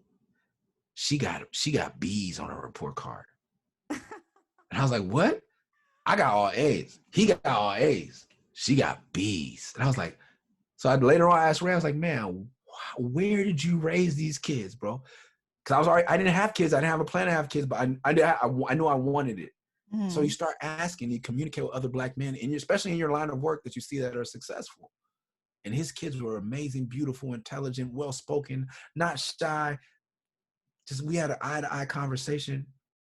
He's like, man, I live in Atlanta, son. You could get this and this. And it's this quick flight to New York and blah, blah, blah. If I need to be there, boom, boom. And I was like, what? Wu-Tang? New York? You live in Atlanta? It's that ghetto shit. Like, I'm like, nah, I ain't never leaving LA, you know? Like, even when I got bread, I was like, I moved to the Palazzo. I'm like, I'm from Mid-City. Like, I'm not leaving Midtown. Like, I'm not being too far from Pico ever. Fuck that. I tried to live in the Valley. I was like, nah. Really? No, so nowhere else like Beverly Hills, no No, Pasadena. I was like, no. I was like, I'm going this far. And then when I met Ray, I was like, fuck it. I'll go to Tucson. It's an hour and a half flight, hour and 20-minute flight, an 8-hour drive, which is nothing to me. Mm-hmm. And I got a huge house, and I was able to buy a triplex. When I was paying $2,300 a month for a 1-bedroom at the Palazzo, driving an SL 500, being rap, just in the scene at, I forget, was it One Oak when it was first on Sunset, buying bottles, standing on, like, I tried all that. And I was like, yo, I could just have a triplex. Start acting like you always tell people, like, don't wait till you get a family. I met girls before, like, I want to have babies, but they smoking Newports with me and getting drunk. I'm like why would I want? Why? Yeah, like I'm not about to put, like a baby in a junk food machine. Like act like you want to be there before you're there. Do the thing. Don't wait till you have kids to get serious about your finances, about your health, about your partner, about yourself. Yeah. Because once you have kids, you should know who you are, because they're gonna teach you more who you are, but you don't want to have that much of a shock when you're a new parent. So there's nothing wrong with preparing. Buy a triplex now, buy something now, start something now where it's gonna be thinking ahead, and whether it's crypto or whether it's something. But I know that my grandfather always told me, like, land is the only thing they're not making more of. Even if it's a parcel of land in Alabama, especially right now, they shut down the world again, blah, blah, blah. Like, you don't want to be in a place where everybody's on top of each other. Cool, you don't want the vaccine. Where are you going to go? Where you don't have to be in eye contact with a bunch of people. How are you going to grow your food? Like, I immediately went out and started growing shit. And, like, I got, I tore up my whole front lawn, grew it back. Like, I've been doing shit because I got to get familiar with the dirt, man. Like, that shit's scary. I mean, it scared me, but that, that's why I always give credit to gang culture. Like, you get scared, you strap up and you ride, you know what I'm saying? Like, but what does that look like now? Okay, take your stand, don't take the vaccine, but what else are you doing? Did you get some land? Like, I got land off in the cut somewhere. I got acres where I can go. It's not developed, but I know I'm working towards that now. It exists. I own properties that I can fold, sell, and move and build something, or buy a mobile home and get there if I got to. Like, be prepared to move how you need to move. And it's good to have fun, but have something. Even if you don't have kids, don't wait till you're married with kids to act like you're married with kids. Yeah. And a lot of these great kids are great. Like, I never rapped. Like, a lot of these kids will fake it till they make it. And I seen it because I knew what they had when they were rapping about what they didn't have. But then I seen them get it. And I was like, oh, I didn't learn that, Jewel. Like, but I learned it the other way, where acting like I was a father before I was a father, seeing if I could go a tour without having sex before I was in a relationship where I had to go a whole tour without having sex. Like, niggas will practice basketball, practice skateboarding, practice everything, practice rapping, will not practice being married, will not practice being a father. And those are things deserve practice. Like, and it's what America teaches you. Like, you need a license to drive. You don't need a license to be a parent. It's way more important, parenting. It's way more important. Absolutely. Yeah. So, like, they're not teaching you how to balance a checkbook in school anymore. They're not teaching you a lot of shit. But now, Since you know every fucking thing else that you learn from YouTube, you can learn those things from YouTube too. Like I learned how to do my gardener was like, 1,500 for me to plant your grass. I said, fuck that. I watched 5 YouTube videos, spent $400, and I did that shit myself. We good. Like, do it. Like, you can get into the real estate game. You can get into a lot of things if you're ready to start acting like, but definitely for rappers or anyone. Like, if you want to be married, try going without sex for a couple months. If you want to, like, before you have to. You know what I mean? That Yeah. way, if you cheat on yourself, you're not cheating on nobody else. It's just seeing if you could do it. Good advice right there. I don't know if anyone we thought about that. That's a good. Man, I did a whole tour, and the ironic thing about it is, on that tour is where I met my wife. We didn't get married, we didn't start dating seriously, but on that tour where I wasn't drinking and I wasn't smoking, I wasn't having sex, I met her. Okay. And we spent the night together and we didn't have sex. But yeah, I don't know if I made it through that whole tour. Like, I'm not perfect, but I know that I gave it a couple shots. I knew what it was like before I committed to someone for the rest of my life. I knew what it was like to have one partner or no partners, or go on tour and be able to come home to a partner and not cheat on that partner. But it's hard to when you're in a relationship, because even if you're not married, people still kind of hold you to that standard, which I don't know. I think that's a little weird. I think, it's still practice. I think it is. I don't know why people hold you to that, but it's still a thing that kind of, pressure you or have something to say about you not being married at a certain time or whatever. But just piggyback what you're saying, though, we should never sleep on YouTube University, is what I like to call, because you can learn anything and everything on YouTube. Anything. Yes. And that's the thing, is like, that's the knowledge part. Like, the knowledge is there. And then you got to apply it. Yep. Like, I didn't start telling people about my lawn. I didn't post that shit. All I posted was me doing it. So that also social media is a nice thing, because I have fans. When I start fucking with my garbage disposal and shit like that, I'll post. And I'll wait 30 minutes and see who said what. Like, oh, homie, I'm a plumber. Hey, do this, this, and this, and this. Boom. I'm in there. I watch some YouTube. I post something on social media. I wait a second. Then you have the knowledge. You apply it. You get some wisdom. But someone might have wisdom and understanding that can share. You can skip some steps. That's true. So you don't have to go back. So, but yeah, you're right. Like, social media and YouTube University are priceless. Priceless. There's no reason to make dumb mistakes. Making informed mistakes is what gives you wisdom. Right. Knowledgeable mistakes, because the knowledge doesn't guarantee success. You're not going to pass the test just because you did the reading.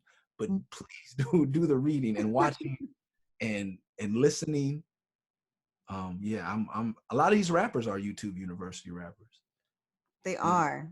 I used to have to buy every tape and listen and study. That's why I'm not really into Rakim to this day, because I was like, I like LL Cool J, and I'm gonna buy all of his shit, because I couldn't afford to buy everything and now they study me, they study Nas, they study blah blah blah, they study up and coming rappers, YouTube it the fuck out, and then go record. And I was like, man. And then that's the wisdom right there. Yeah, that's the wisdom. That's wisdom. But at the end of the day, they still need that time to get the experience. Yeah, the understanding comes after you get on the road. And that's what Ground Waves is there for. Like, I could be your wisdom. I can give you the knowledge, and then we can apply the knowledge together. And like kids, like, I challenge them. Okay, you put out a song. What did you do this month? Okay, because it's a monthly series. And okay, cool. What did you do this month? Cool. Now we're going to do this. And now we're going to do this. Okay, how did this work for you? Okay, cool. Let me see you perform that song. Okay, cool. This is what I think it's having those places where you can, because there's not a lot of, I think it's like trade school. Like, trade schools are important, because that's knowledge, wisdom, and understanding right there, and it's 3 steps. But I don't think the European, the Eastern, or I'll say Western, the Western institutes of education are really about knowledge, wisdom, understanding. It's about knowledge. Here's your debt. Here's your degree. Then you get your internship to get some wisdom, and then you practice for years for your understanding. And it's just like, if you could do it a little more all in a bubble, because a lot of people grow up in academia and they don't require the professors to go out and attain some wisdom or an understanding before coming back. They just teach until they get a degree, and then they teach to those people. They just teach what they're taught, not what they've learned. You know what I mean? Right. Yeah. And I think that for us, we need to do something different. Maybe that's how they learn, but that's not how. I don't think that's how we learn. Mm-hmm. But I think that's pretty universal, but I'm not gonna speak on it. I think it's pretty universal too. I agree with you on that. I do. When do you think? What part of your career, Murs, would you say that you started getting credit for your work? Like me being a rapper. Like when do people say, "All right, I f with you"?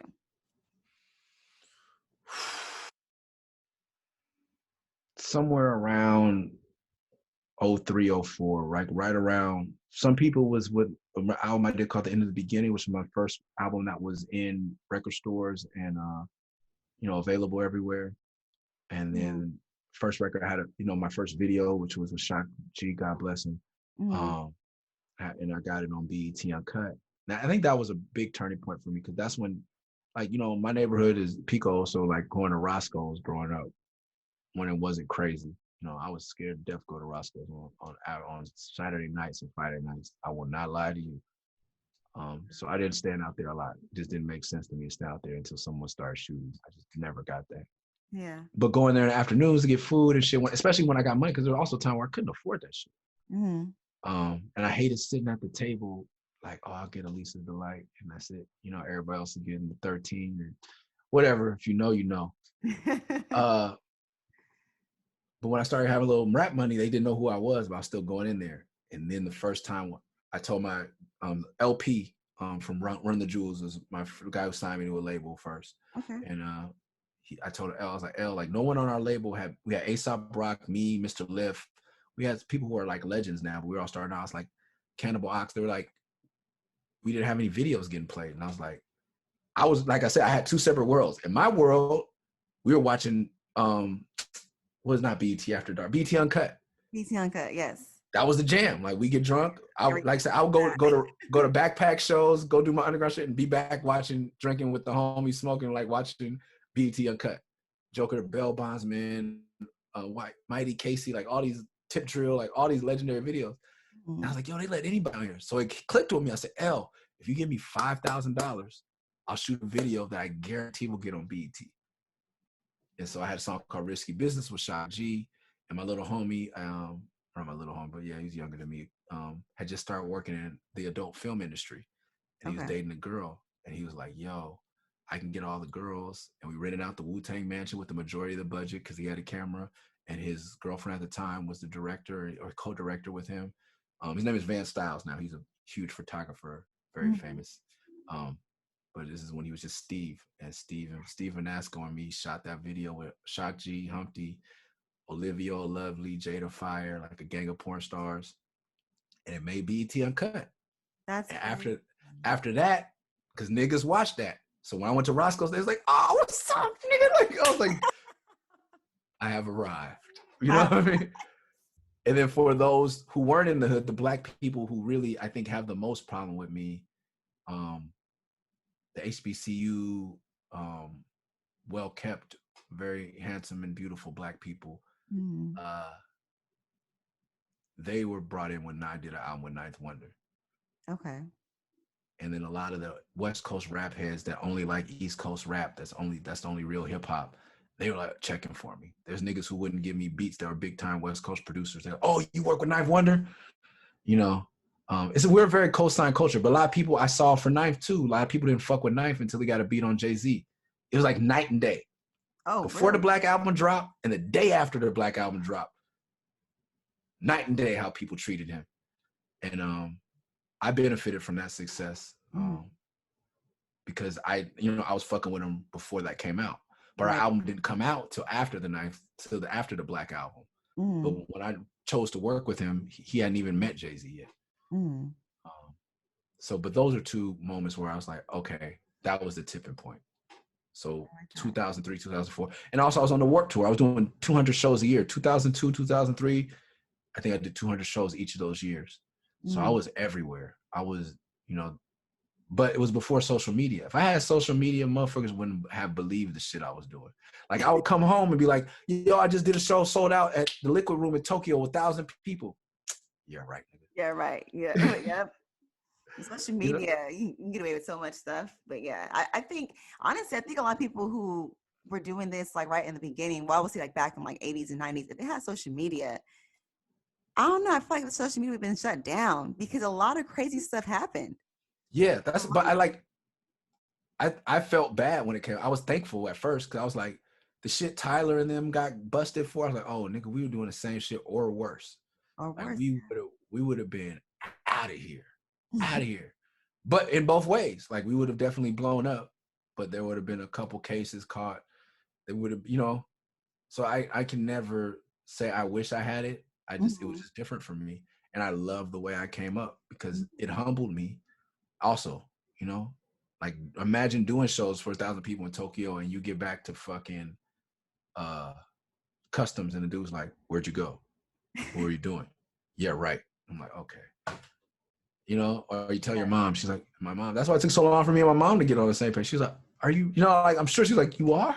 Really? It's like I don't see it. You know, Yeah. moms they be like, "Well, I'll believe it till I see it." But Yeah. Like, and like for me, like I didn't know what a selfie was. Like I never took pictures on stage. My pictures from Japan were me at the Shinto shrine, me like going into Akihabara, like which is Electric City, going to like sites. I was a tourist. I never thought Right. like, oh shit, while I'm on stage, I should.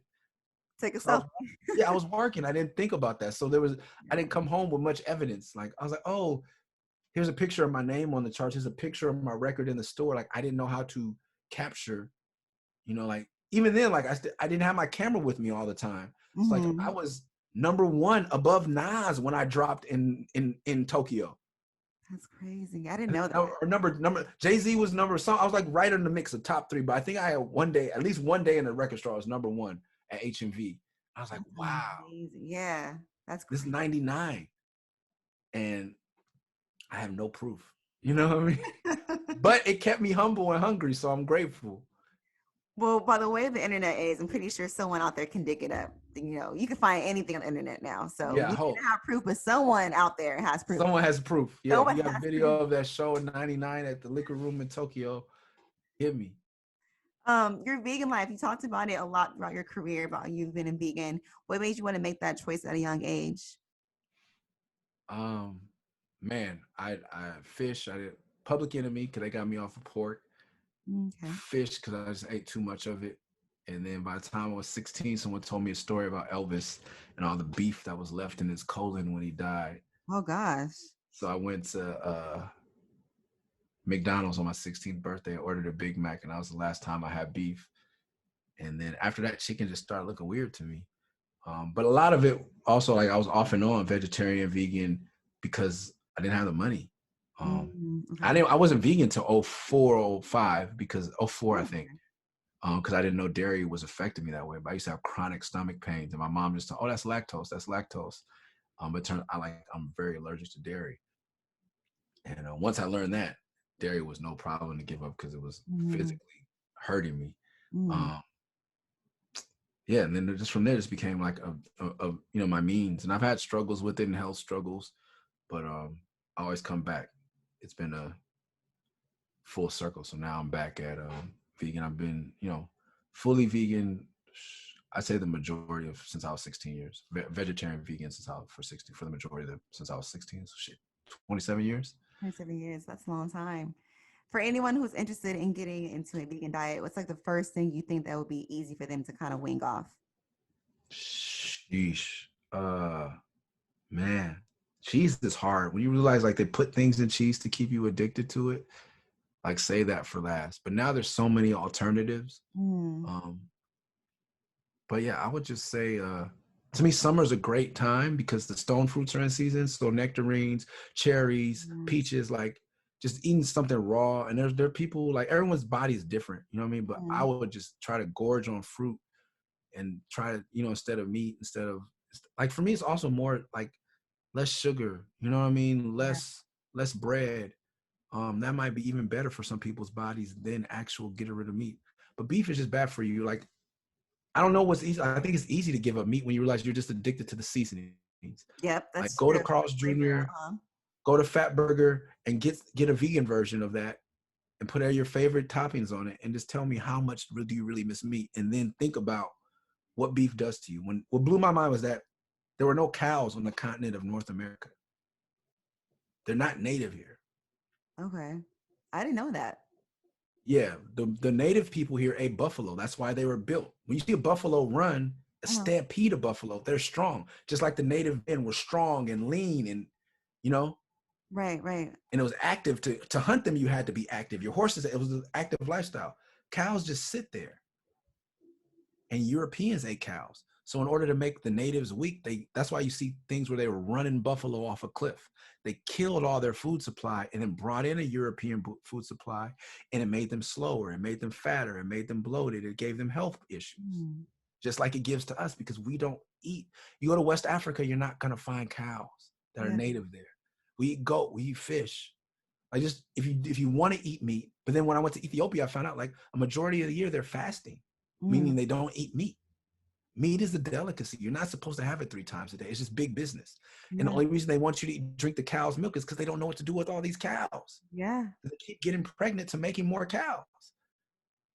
But synthetic meat is not the answer either. But if that's going to help you get off the beef, that's good too. But to realize that it's cheap. Once they can cross over and transfer, it's going to be cheaper for them to make fake meat. But it's better for the earth to eat fake meat.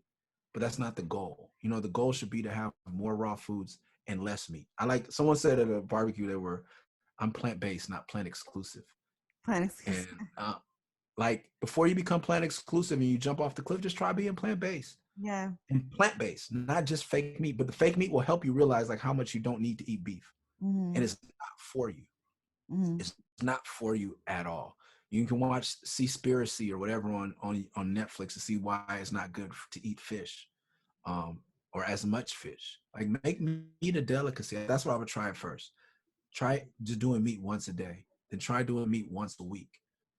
And then, like I said, there are treats like fruits and vegetables, you know. But if you got to go hard on the wheat, then go hard on the wheat. Just make yourself a sandwich, peanut butter and jelly, whatever it takes to just keep the meat little by little, and don't come down on yourself. At the end of the day, this is just food. You know what I mean? There are 6 million ways to die. Um, you're not gonna make it out this motherfucker alive either, anyway. But it's better for the earth if you take your time with yourself. I said that too. Like, be kind to yourself. Be compassionate with yourself. It's But vital. and exercise. Yeah, Yeah. exercise. And the better you feel, the less you're gonna want to eat shit food. Mm-hmm. But like, I'm not one of those people that thinks being vegan changed my life. Like, I had to recently go back to eating chicken for a couple years, like 4 or 5 years ago, because I'm having health problems, and I wanted to make sure being vegan wasn't one of them. And my ex-wife had to be like, just eat some meat and see if that helps. I'm like, fuck meat. You know, anytime in my life where I've just like hunkered down, like, it's always bad. You got to be like water, like Bruce Lee said. So I did it. And you felt And better? no, I was, you know, I just, to be honest, like, I was getting sores in my mouth, and the doctor didn't know what it was. At first, I'm like, oh, it's herpes. I'm, you know, blah, blah, blah. I fooled around a lot. And I was like, no, it's not, you don't have herpes. I'm like, okay, well, it's this, it's that. And it was a B12 deficiency. Oh You wow. can, people think you only get B12. B12 is not naturally in meat either, but it's the way they process meat as B12. Mm-hmm. So I was taking B12 pills that wasn't working. So when I started eating meat again, I stopped getting the sores. But it's because I took Zantac, because I have acid reflux. That's so much about your diet. I have acid reflux, and I was taking Zantac like crazy, and that blocked the absorption of B12 in my system. Oh my gosh. And so it's hard for me to get B12. So now I just have to take a spray every day, and I'm good, and I don't have to eat meat, because Mm-hmm. it was just a B12 thing. Mm-hmm.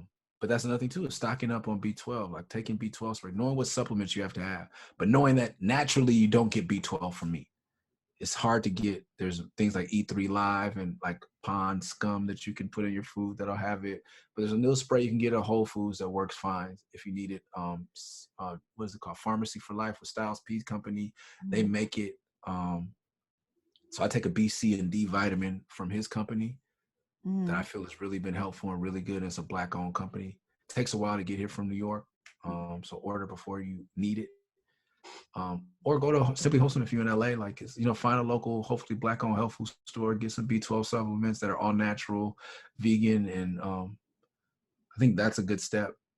Yeah, I don't know, man. It's also what makes you feel good. Like, Yeah. but I know that once I stopped eating meat, like 4 years ago, I stopped eating meat again. Like, it just, I don't like, hey, I became vegan and I got more energy. And nah, you got to sleep. You got to do the right things. You can't be an alcoholic. You can't keep doing blow. You got to do, like, You can't do MD. The You can't be science to all popping of it. pills. Yeah, like you got to take care of yourself. Being Mm-hmm. vegan is not going to charge you, and it's definitely not going to stop you from getting sick. It's not, you know, my kids have been vegan for life. They still get colds. You know what I mean? Like they still like it's. You can't cure this shit. You can't figure it out. You can do Right. your best, but it's not. You're not going to be 100%. So don't stop because you got a cold and you're being vegan. Like that's not like it's still really good for the earth and really good for your body. Trust me. Like a lot of my homies that are my age don't. You know, I'm overweight at probably 170. You know what I mean? But that's decent for me. You know what I mean? Mm-hmm. Like I yeah. for yeah, like my family and everything. I have 3 kids, and I have not a lot of time to work out. But when I start working out, I'm not gonna have a mountain to climb because I've been eating hamburgers and sitting on my ass. And I would say, if anything, first get off the dairy. Like cows aren't native here, number one. Like when I adopted my son, he couldn't have regular milk, he couldn't have soy milk naturally, but he could have goat milk. And that Yeah. taught me a lot because what is in Africa? Goats. You Mm-hmm. know what I mean? And he didn't have his mother to have natural milk, so we gave him goat milk. But after we're the only adult creatures, humans are the only creatures eating milk. Mm-hmm. Like it just doesn't make sense. Like some snakes eat eggs, and that's still kind of weird. If you want to eat eggs, that's cool. But like we don't, you're not like, where's an adult being drinking milk? Like where, and why would you let it ferment and turn into something you put on top of the dead animal? Yeah. Like you let the Mm. life-giving force, which is milk, curdle and ferment or whatever to make cheese to put on top of the dead body of the mother, and then you eat it. Like what? When you break it Like down that way, it sounds very, very disturbing. like there's lots of, they pump it for like, there's pus on the udders. They just have these things hooked uh, up to machines. There's blood, so much nasty. If you could, and not now there's Miyokos, there's all kind of fake shit. And I'm not gonna lie to you and say it's just as good, but it's all right. It's way mm, better. Like someone that's been vegan, vegetarian since the 90s, y'all got it way easier. The switch is not that hard. Compton Vegan, Solely Vegan, Jackfruit Cafe. There's lots of black people and brown people making bomb tacos, bomb everything. El yes. Cocinero in Van Nuys, like it's okay. And the cheese, just I would say dairy first, especially black people.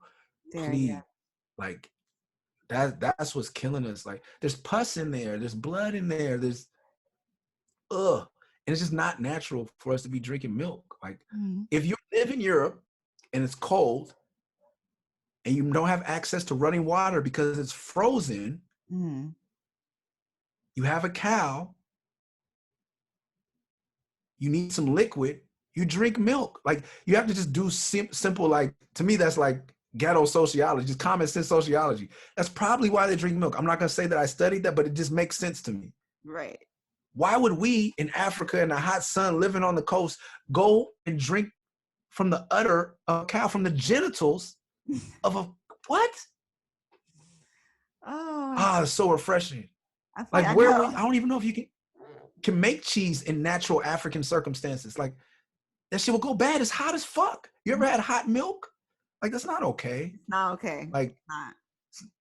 just I would say my brothers and sisters, like if you want to eat the beef, you know, I'll get. I want to get like my Muslim brother. If you want to eat the white man's cow, the white man's pig, you know what I mean? Chickens, goats, fish. I can't really argue with that. You know what I mean? But I know you're not supposed to eat it every day, Yeah, or definitely. at least 3 times a day. That's a farce. That's a fallacy. Mm-hmm. Be sparse with your meat and just don't intake any dairy. The butter options are way more better, way more better. I eat grilled cheese all the time now. It's so horrible. I hate bread and I hate that I do that. Like I'm not perfect, but that dairy, that I can tell you. You know, Dr. Sebi, everyone will tell you mucus creates disease and those things, along with sugar and wheat and all the other stuff I do. But dairy is a huge contributor to mucus, and mucus will make you sick. Yeah, Less like just the dairy, cut it take out. it from there. Mm. Yeah, the pig, like, you know, I don't know, like you pour Coke on it, worms come out, you know, and fast food. That's another thing too. Just fast food. Like we will drive the finest car and then go to Vons and just grab the nearest steak. I always laugh, like, especially black people, because I know they like, I drive in my dirty car, my minivan. Someone will pull up in their little tricked out Accord or their little Infinity and look down their nose, and I go in the grocery store and watch what you buy with your money. I'm Mm-hmm. like, bro, or watch you drive that car through the drive-through of McDonald's. And I'll be like, that's when I look down my nose at you, like, you motherfucker. Like, Yeah. you may look at my hair, my beard, my Yeezys may be dirty, I don't match. You know what I'm saying? My kids may be in the front on with no diapers on. Whatever you judge me on, I know there's plenty of things but when I see you pull up to McDonald's, I know that your judgment don't mean shit. It doesn't. Uh-huh. Leave the fast food and leave the dairy alone, black people. Please, any people, but I can, that, I don't think fast food like isn't good for any people. Mm. White sugar, cows, milk, like that may be a cultural thing. Yeah. Fast food is not good, especially at the rate we consume it. Make those things a delicacy. Make meat a delicacy. Make dairy a delicacy if you have to. Just take the things you do use and make that a delicacy. Make that a cheat day, and then see Mm-hmm. how you feel on Monday if Sunday is your cheat day. Because dairy is something I feel way better. I can have one M&M now and start, and my stomach will turn. Wow. And that's Just another thing one too. M&M? Like you Yeah, can do it that quickly? yeah, it will immediately react. Oh Like wow. you go 10 years without eating broccoli and see what happens. Someone gave me beef broth by accident, like in 2011, after I've been off beef for 20 years. I couldn't move. I had to go straight to the bathroom. Like, if your body rejects something after you fasted from it, So long, yeah. it probably shouldn't be there. Your body's just built up a tolerance to it. Give your Mm-hmm. body time to heal and then come back to it. And you're gonna see like, oh wow. But yeah, you go away from a salad, I didn't have salad for 10 years. You eat a salad? I dated a girl who had never had salad in her life. I How got did her to she eat a look? salad. Like her, I mean, was She's she like fine. is she healthy? That's Okay. why I tell people it's not that serious. It's not as serious as we think it is. It's not that serious. Your diet's not gonna heal you or whatever. I don't think so. People say food is medicine. It may be, but it's not gonna. It's gonna take a long time to kill you. Yeah. I But agree. just sit some shit to the side and come back to it. If your body rejects it, that's telling you. People will do that with their love life, but won't do that with their body. Mm. Like I'm yeah. Ugh. Like yeah, salad is always gonna be acceptable. Same for me too. Even bread, for better or worse, is gonna be acceptable. But you leave beef alone for 5 years, come back to it, that shit will make you sick. Pork will make you sick. And I haven't had that experience with chicken or fish. I can't lie. Mm. I I give up know though. beef. I'm sorry, I cut you off. Go ahead. You have a beef? Yeah, I give up beef and pork last year because I found out that I had fibroids, and I didn't even realize how much it was just affecting my body because Wow. I just felt a lot lighter. I'm like way thinner. I don't have like heavy bloats. I don't know. I feel way better. And then before that, I had gave up dairy, but every now and then I'm like dabbling because of sweets. But the beef, Mm, once I let go of beef and pork, it just really transformed my whole body. And really? yeah, like big time. Like I don't even crave it anymore. It's That's crazy. amazing. Only Amen. been a year. Sweets is hard. Sweets is hard. But Hard. yeah, like I always tell people, like my homegirl Reverie just went no dairy. She found out she was allergic. And I Okay. just sent her a bunch of options. And if you want, I can send you like Oatly, the non-dairy Ben and Jerry's. And then they even have it at Target, like the non-dairy Haagen-Dazs. Okay. Like once you start, like you could trick yourself. You're always gonna miss the original. I never want to mislead people, but it's not that bad. Mm. It's probably like for my wife dating me, marrying me. Like she's a beautiful woman. She could have got a lot better looking guys, but I'm a really good dude. You know what I mean? And I like that's like get a dude that's good for you. Doesn't look good. That's what the dairy substitutes are. It may not be the finest dude in the club, but he all right. Like he gonna treat you right. He's gonna give you cute Right. kids. You know what I mean? He's gonna take care of you. He's gonna love you and be loyal to the day he died. That's Oatly ice cream to me. It's never ever gonna taste like anything from the ice cream truck. Mm. Is like that Foster's freeze that come out. Like I'll never have a good root beer float again. I'll never have a great Oh, grilled cheese again. sounds so amazing. But I'll be all right. I'm with I'm Mm-hmm. with I'm with the take a 7 out of 10. Mm-hmm. You got to. If you Wow. connect, yeah, it's not even. I can't even say it because you don't connect with it the same way. I'm so sorry. You No, gotta leave the dairy alone. it's good. It's gonna be all right. I think it's definitely, like you said, it takes time. I had gave up. I tried some like dairy ice cream, and it was pretty good. I think it was the Soul Creamery. I think it was called the brand, and it Okay. was Yeah, yeah. cashew milk. That was actually pretty tasty. So yeah, it's just you got to pace yourself. You can't just rush into it. That I agree. no, don't rush into it because then you'll end Mhm. up bouncing back on the rebound. You do. I caught myself a couple times bouncing back. So Yeah, it's it's fine. just anything too hard. And that's why I'm happy about like back to black people. Like that's I'm happy about this change that's happening. It's got to be gradual. It's Mhm. got to be gradual, and I think it started a long time ago. But like Obama was another big move, and if we rush these folks into doing the right thing, it's just gonna, and that's what Trump was. Obama Mhm. was a huge push, and they pushed back. So real change is difficult, it's gradual, it's earned, it's measured, and to bring it full circle to my album, like I think that's why I'm able to make my best album now because people slept on me. I had to work for everything I had to get, and I'm happy, that I didn't blow up quick, Mhm. and maybe that I never blew up. I don't know if I ever blew up, but I built something that's respected. There's not a rapper you can go to from the '90s or a rapper from the 2010s that doesn't know who I am if they're good at what they do and they're serious. You know what I mean? Mhm. Maybe late 2010s, like yeah, you know what I'm saying? But most of these rappers, if they had any amount of success, they're aware of my work. And I think that's to me like what I've always tried to do is just work hard, be consistent, because that's how real change is made. Any change that comes quick is probably not gonna last. Yep, that's so true. I actually have one more question for you, and I want to play a game Okay. before we let you go. Okay. These Hands was such a great project that you and Grouch put together. I think it was incredible. Thank you. One of my favorite songs on there was "Remember Who the Hell You Are." I mean, the whole project from front to back is just good.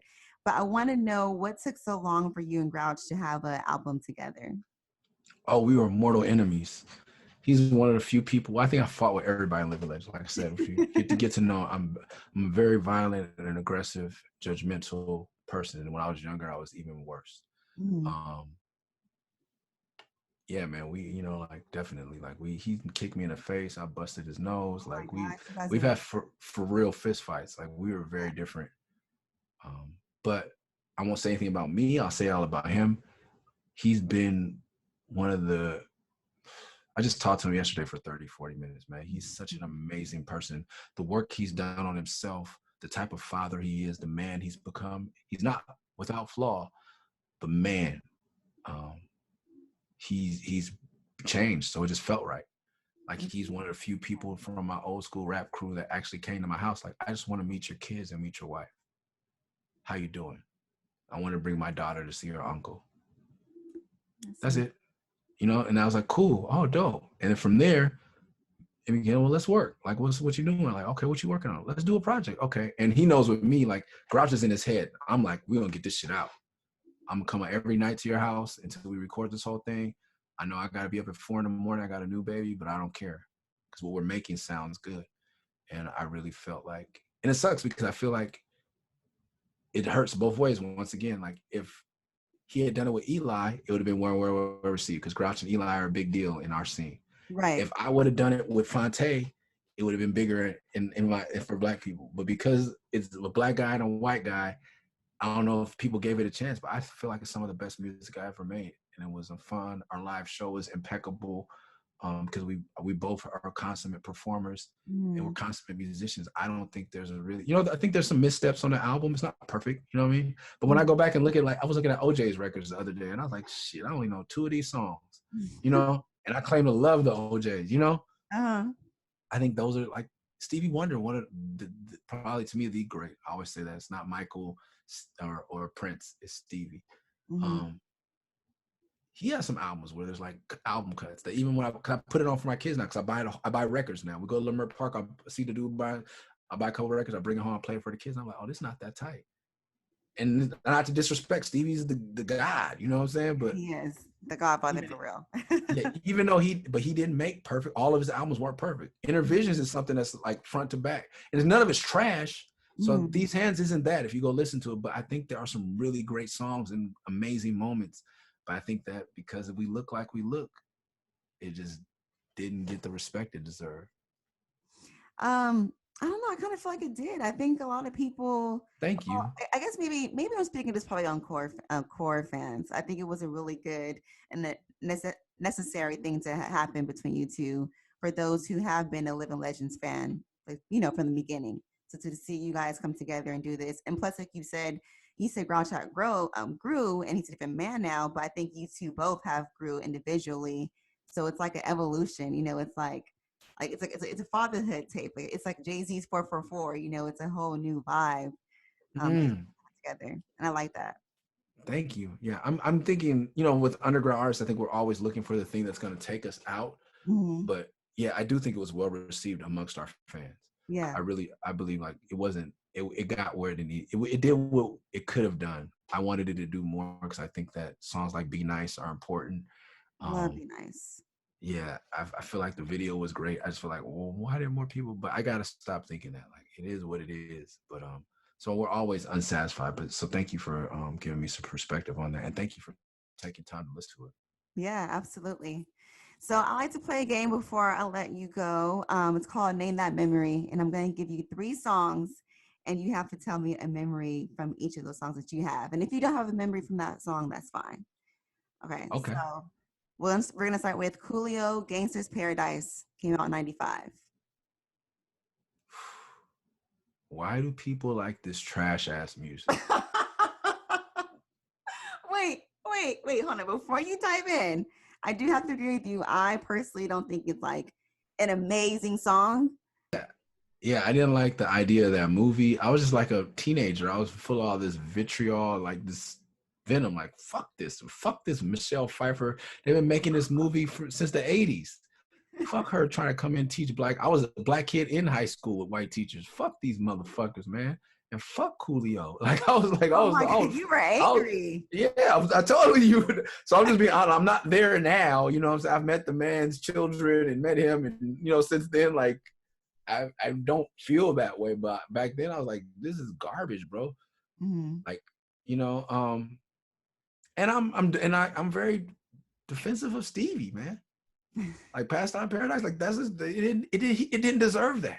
Yeah, It didn't deserve all that, bro. Oh, that's so I funny. don't even know if I could tell you, like, I didn't think Coolio was the best rapper. Mm-hmm. Using well-known samples was lazy. I thought Michelle Pfeiffer was corny. Stay out of my community. I like And her. I never respected Coolio as an MC at that point. Like, I thought he was funny. I didn't want, like, I'm like, go back to being goofy in the county line, bro. Like, well, who told you to get serious all of a sudden? I'm supposed like, Who told you give this me is Rascast. green? Yeah, like, give me AC alone. Give me somebody with some bars, bro. Somebody we want to talk some shit, some political shit. Give me Chuck D. I wasn't feeling it, man. Sorry, Coolio. Much respect now. No worries. All right. Outcast, Rosa Parks. Um, That was 98.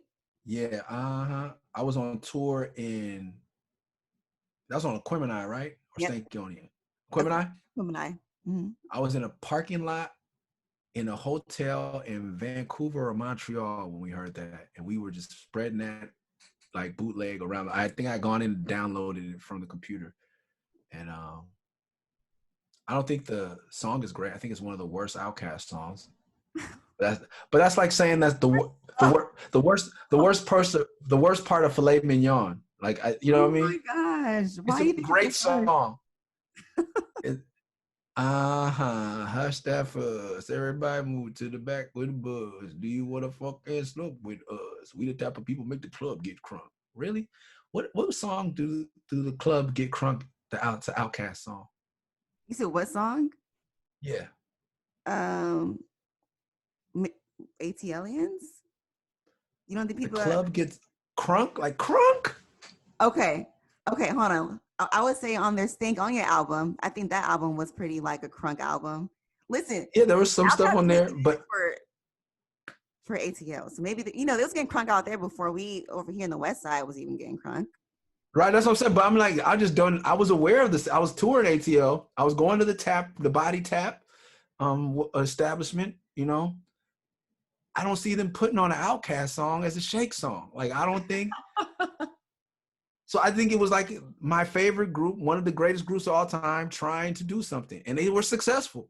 Mm-hmm. You know what I mean? I've tried to do pop music, I can't do it. That was a pop hit from a group coming off of one of the most classic underground hip hop albums. Like Me and You, Your Mama and Your Cousin too, they made soul music to me. They did. They And did. that was but that was still, it was still country. And I like that about them. They made this country hillbilly sounding stuff, which is Mm-hmm. still African. The banjo's from Africa, if you didn't know. Mm-hmm. Harmonica, they put a harmonica. It's amazing. It's just one of my least favorite songs. You know, I can still say it, like, you know, like I said, I can do the whole chorus from memory. Like, it's still a fucking, it's in the Bible. You know what I mean? Like, it's just Right. my least favorite book of the Bible. You know what I mean? Like, why y'all always gotta do John 3:16? You know what I mean? That's what, you know, like that's. No, I can get what you're saying there, and that's so funny. But could we agree that the album itself of Gemini was a great album? That album was Oh great. man, they've never made a bad album, Yeah. and it was just as, yeah, it was up there. But yeah, I think that too. Like, I was like, y'all tripping off that song. Like, have you heard the first song? Like, is he on drugs? Is he in a cult? Is he gay? I'm feeling all right, nigga. What's wrong with, like, I was like, whoa, like my Mind mind blown. floats to wind, one bed, count to 10. Like, there were so many other things on there that I'm like, why are we talking about this? Why are Mm-hmm. we hushing the fuss? Like, please, let's not.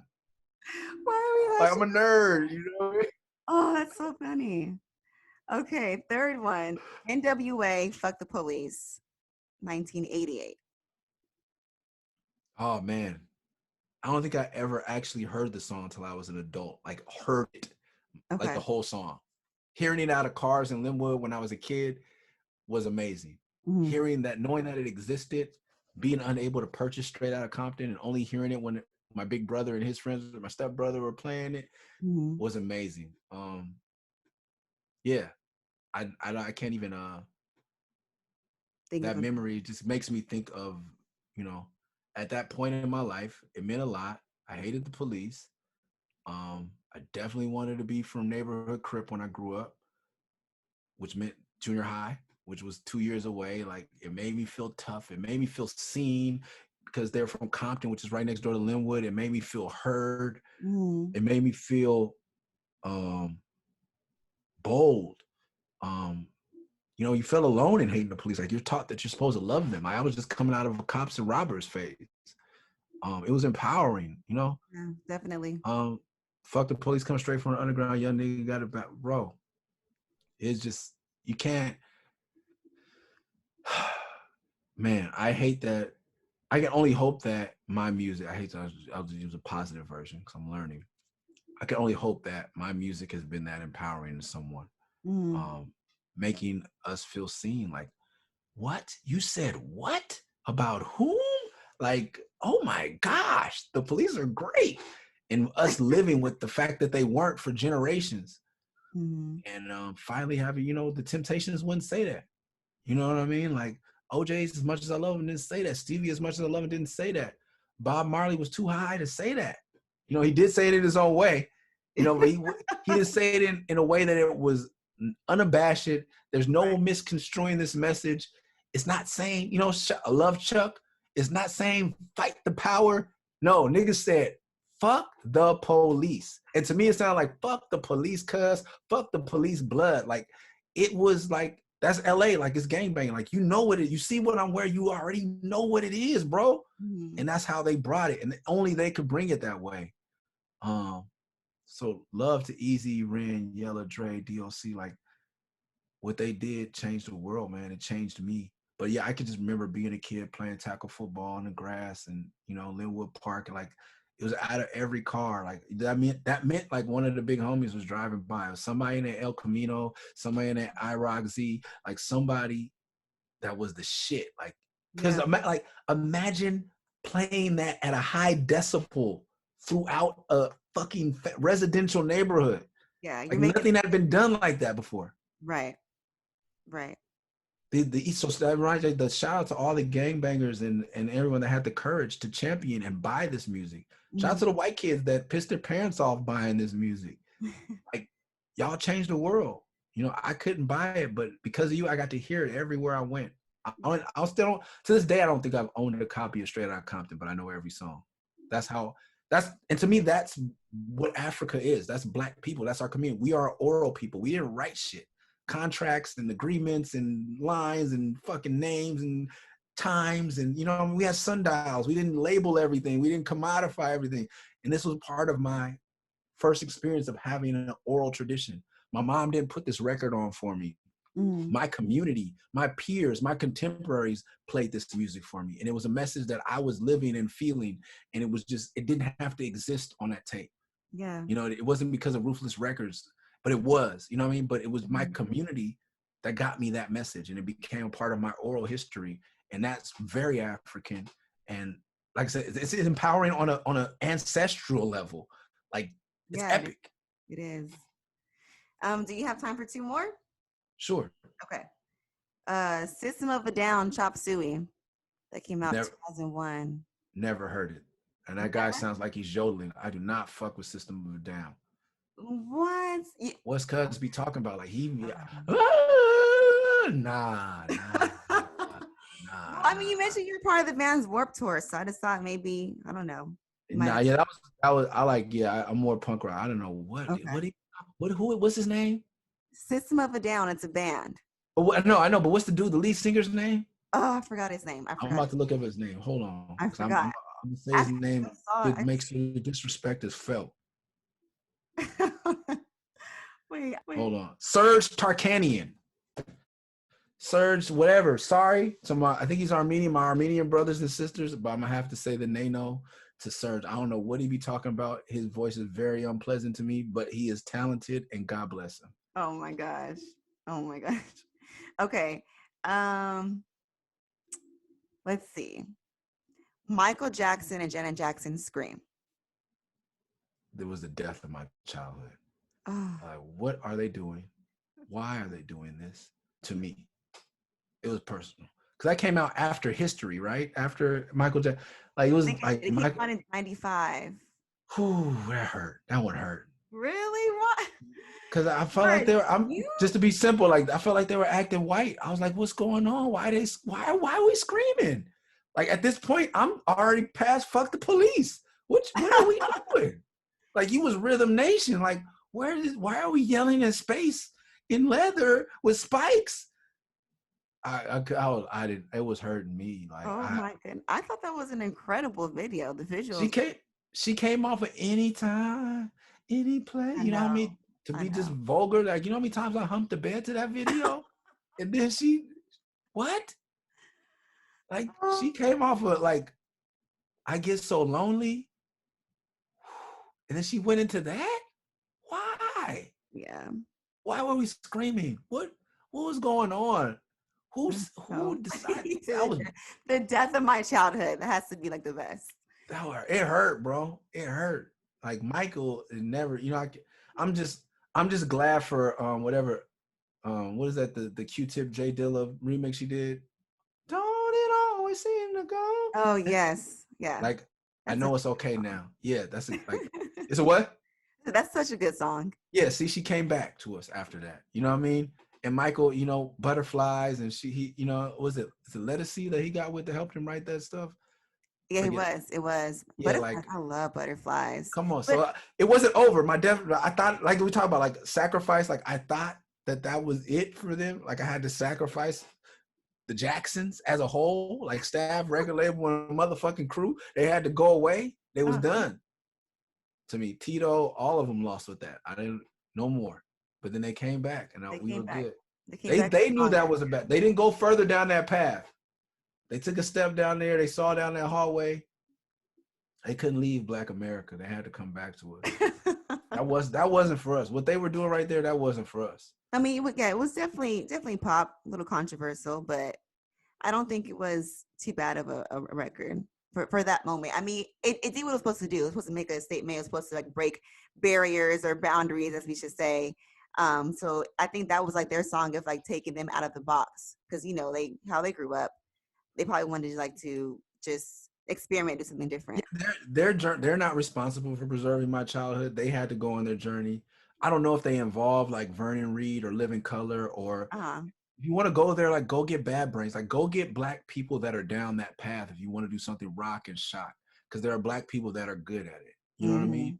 And we True. can do it in a certain way. You know, and I think that they should have fishbone. Like there was people for them to reach out to that if they wanted to do something right. And maybe they did when they didn't listen to them. You know Mm-hmm. what I mean? But I, you know, also like what I didn't see enough of Michael Jackson doing and Janet doing, like I wish they would have, like I wonder what Michael Jackson and George Clinton would have done. I may be ignorant, maybe they did something together, but like going funk, you know what I mean? Like That would be incredible. I don't know if they that, did something together. Not that I remember, but that would be incredible. like I feel like if you want to do something funky and weird, like Parliament Funkadelic was funky and weird, but they still had like some soul. Like Scream was there was no soul in it to me. It was soulless coming from the soul of my childhood. Like Yeah. Michael Jackson and Janet, like the Jacksons are the soul of my generation's childhood. Like, Mm-hmm. and to see them do that was like, but we had left them. You know, I can't say that I was faithful to them. You know, I had grown Mm-hmm. up. I got, you know, I was in the hip hop. Mm-hmm. And they weren't gonna go hip hop because that's the thing is like to also like go funk, go hip hop. If you're gonna go rock, like you're because they look down at hip hop. You know what I mean? It was kind of like a Yeah. I was like, this was the time you were supposed to collaborate with Eazy-E. You know, I think he did collaborate with Biggie, and like I think that should have come more towards us. But there are us in rock. There was us in rock. I think that would have been very beneficial to a Fishbone, or very beneficial to a Living Color, or very beneficial to Bad Brains if had they reached out to someone in the space doing black Definitely. rock. But it just didn't look like black rock. I knew what black rock looked like at that point, and it wasn't black rock. Wasn't that? I don't I know mean, you could what. tell like from the white video, like there was a black and white video, but there was a lot of white in that video. Yeah.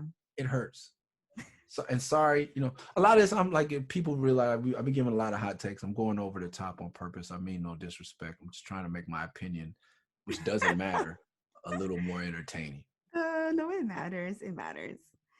Well, this has been so fun. I'm just so grateful to even have the opportunity to speak with you, Murs. It's been a pleasure. Same. It's been a long time in the making. How long It's has it been a been? long time. I want to say maybe what, 3 years since 2018. Yeah. Yeah. So it's been a minute. So So finally, I know it's finally happening, and I'm just happy that you were able to make it happen. That you gave me your time. I appreciate you, and you're incredible. Thank you for always making such relatable music. Just very appreciated. thank you. And MURSraps.com, you can get Love Rockets 2 for free. I know Yes. it's a pandemic. Everyone can't afford music. So you can get it for free, or we have it on vinyl and CD well there, and t-shirts, but all that. But go and just download the album if you want to hear. To me, the best work I've done, and I'm the best rapper in LA. I will continue to say that. So if you want to hear the true sound of Los Angeles, you can listen to that. Even though DJ Fresh is from the Bay, shout out to him for producing the whole record. I don't think I said enough about him in this interview. I'm sorry, Fresh. I love you. Thank you for the music, Fresh. Thank you, Fresh. The beats is very like it's very a West Coast sound. I mean, of course he's from the Bay, but it just sounds so good. It's like I love it. Yeah, I'm not who I am without the Bay, and to finally be able to do something that sound like my favorite records aren't records that sound like Ninth Wonder records, even though I think some people think that's my best music, and I can live with that. But that's not. I guess that was another part of me finding myself like I always chose beats that I knew would be welcomed in my genre, in my field, where at my job. But as soon as I went home, like we were listening to E40, we were listening to Sugar Free, we were listening to like DJ Quick, like you know, Digital Underground. Like I'm more of a funky person, and you know, that's I like EPMD for that reason. I'm not a boom bap person per se. I can appreciate boom bap and I like it, but there's no boom bap MCs in my top 5. You know what I mean? Like it's not my heart. My heart sounds more like what Fresh was able to give me, but I had to have someone that understood me because a lot of those dudes don't fuck with me. You know, and Quick has been a mentor and been really kind to me. But one time I tried to rap to his beats, it just didn't. Really, just Yeah. didn't click, just didn't connect. But Fresh understands because Fresh comes from like being in that scene. Like he DJs for Grouch and Eli. Like he walks in both worlds like I do. Mm-hmm. But Fresh is definitely more. Fresh never code switch. He was definitely had his foot firmly planted in the streets, and I was kind of back and forth. Okay. Well, I think you two should do some more work together because the album is great. Man, if you can slow Fresh down, man, Fresh is blowing up. You know, don't say that I didn't try to get y'all hip to DJ Fresh because he's about to I mean, he's always been doing his thing, but I think there's great things coming from him. So if I can afford him, we'll do some more stuff. But hopefully I won't be able to afford him. I always wish the best for the homies. Awesome. Well, thanks again, MURS. It's a pleasure talking to you. And I'm definitely going to get my merch. And everyone listening right now, if you're not already, please follow MURS at MURS316, MURS TV on YouTube, and just everything that he's doing. Just jump on Yeah, we board. just dropped a new video, MURS in Retrograde. Make sure you check it out if you like Fire the bars. Thank you, Miss Knox.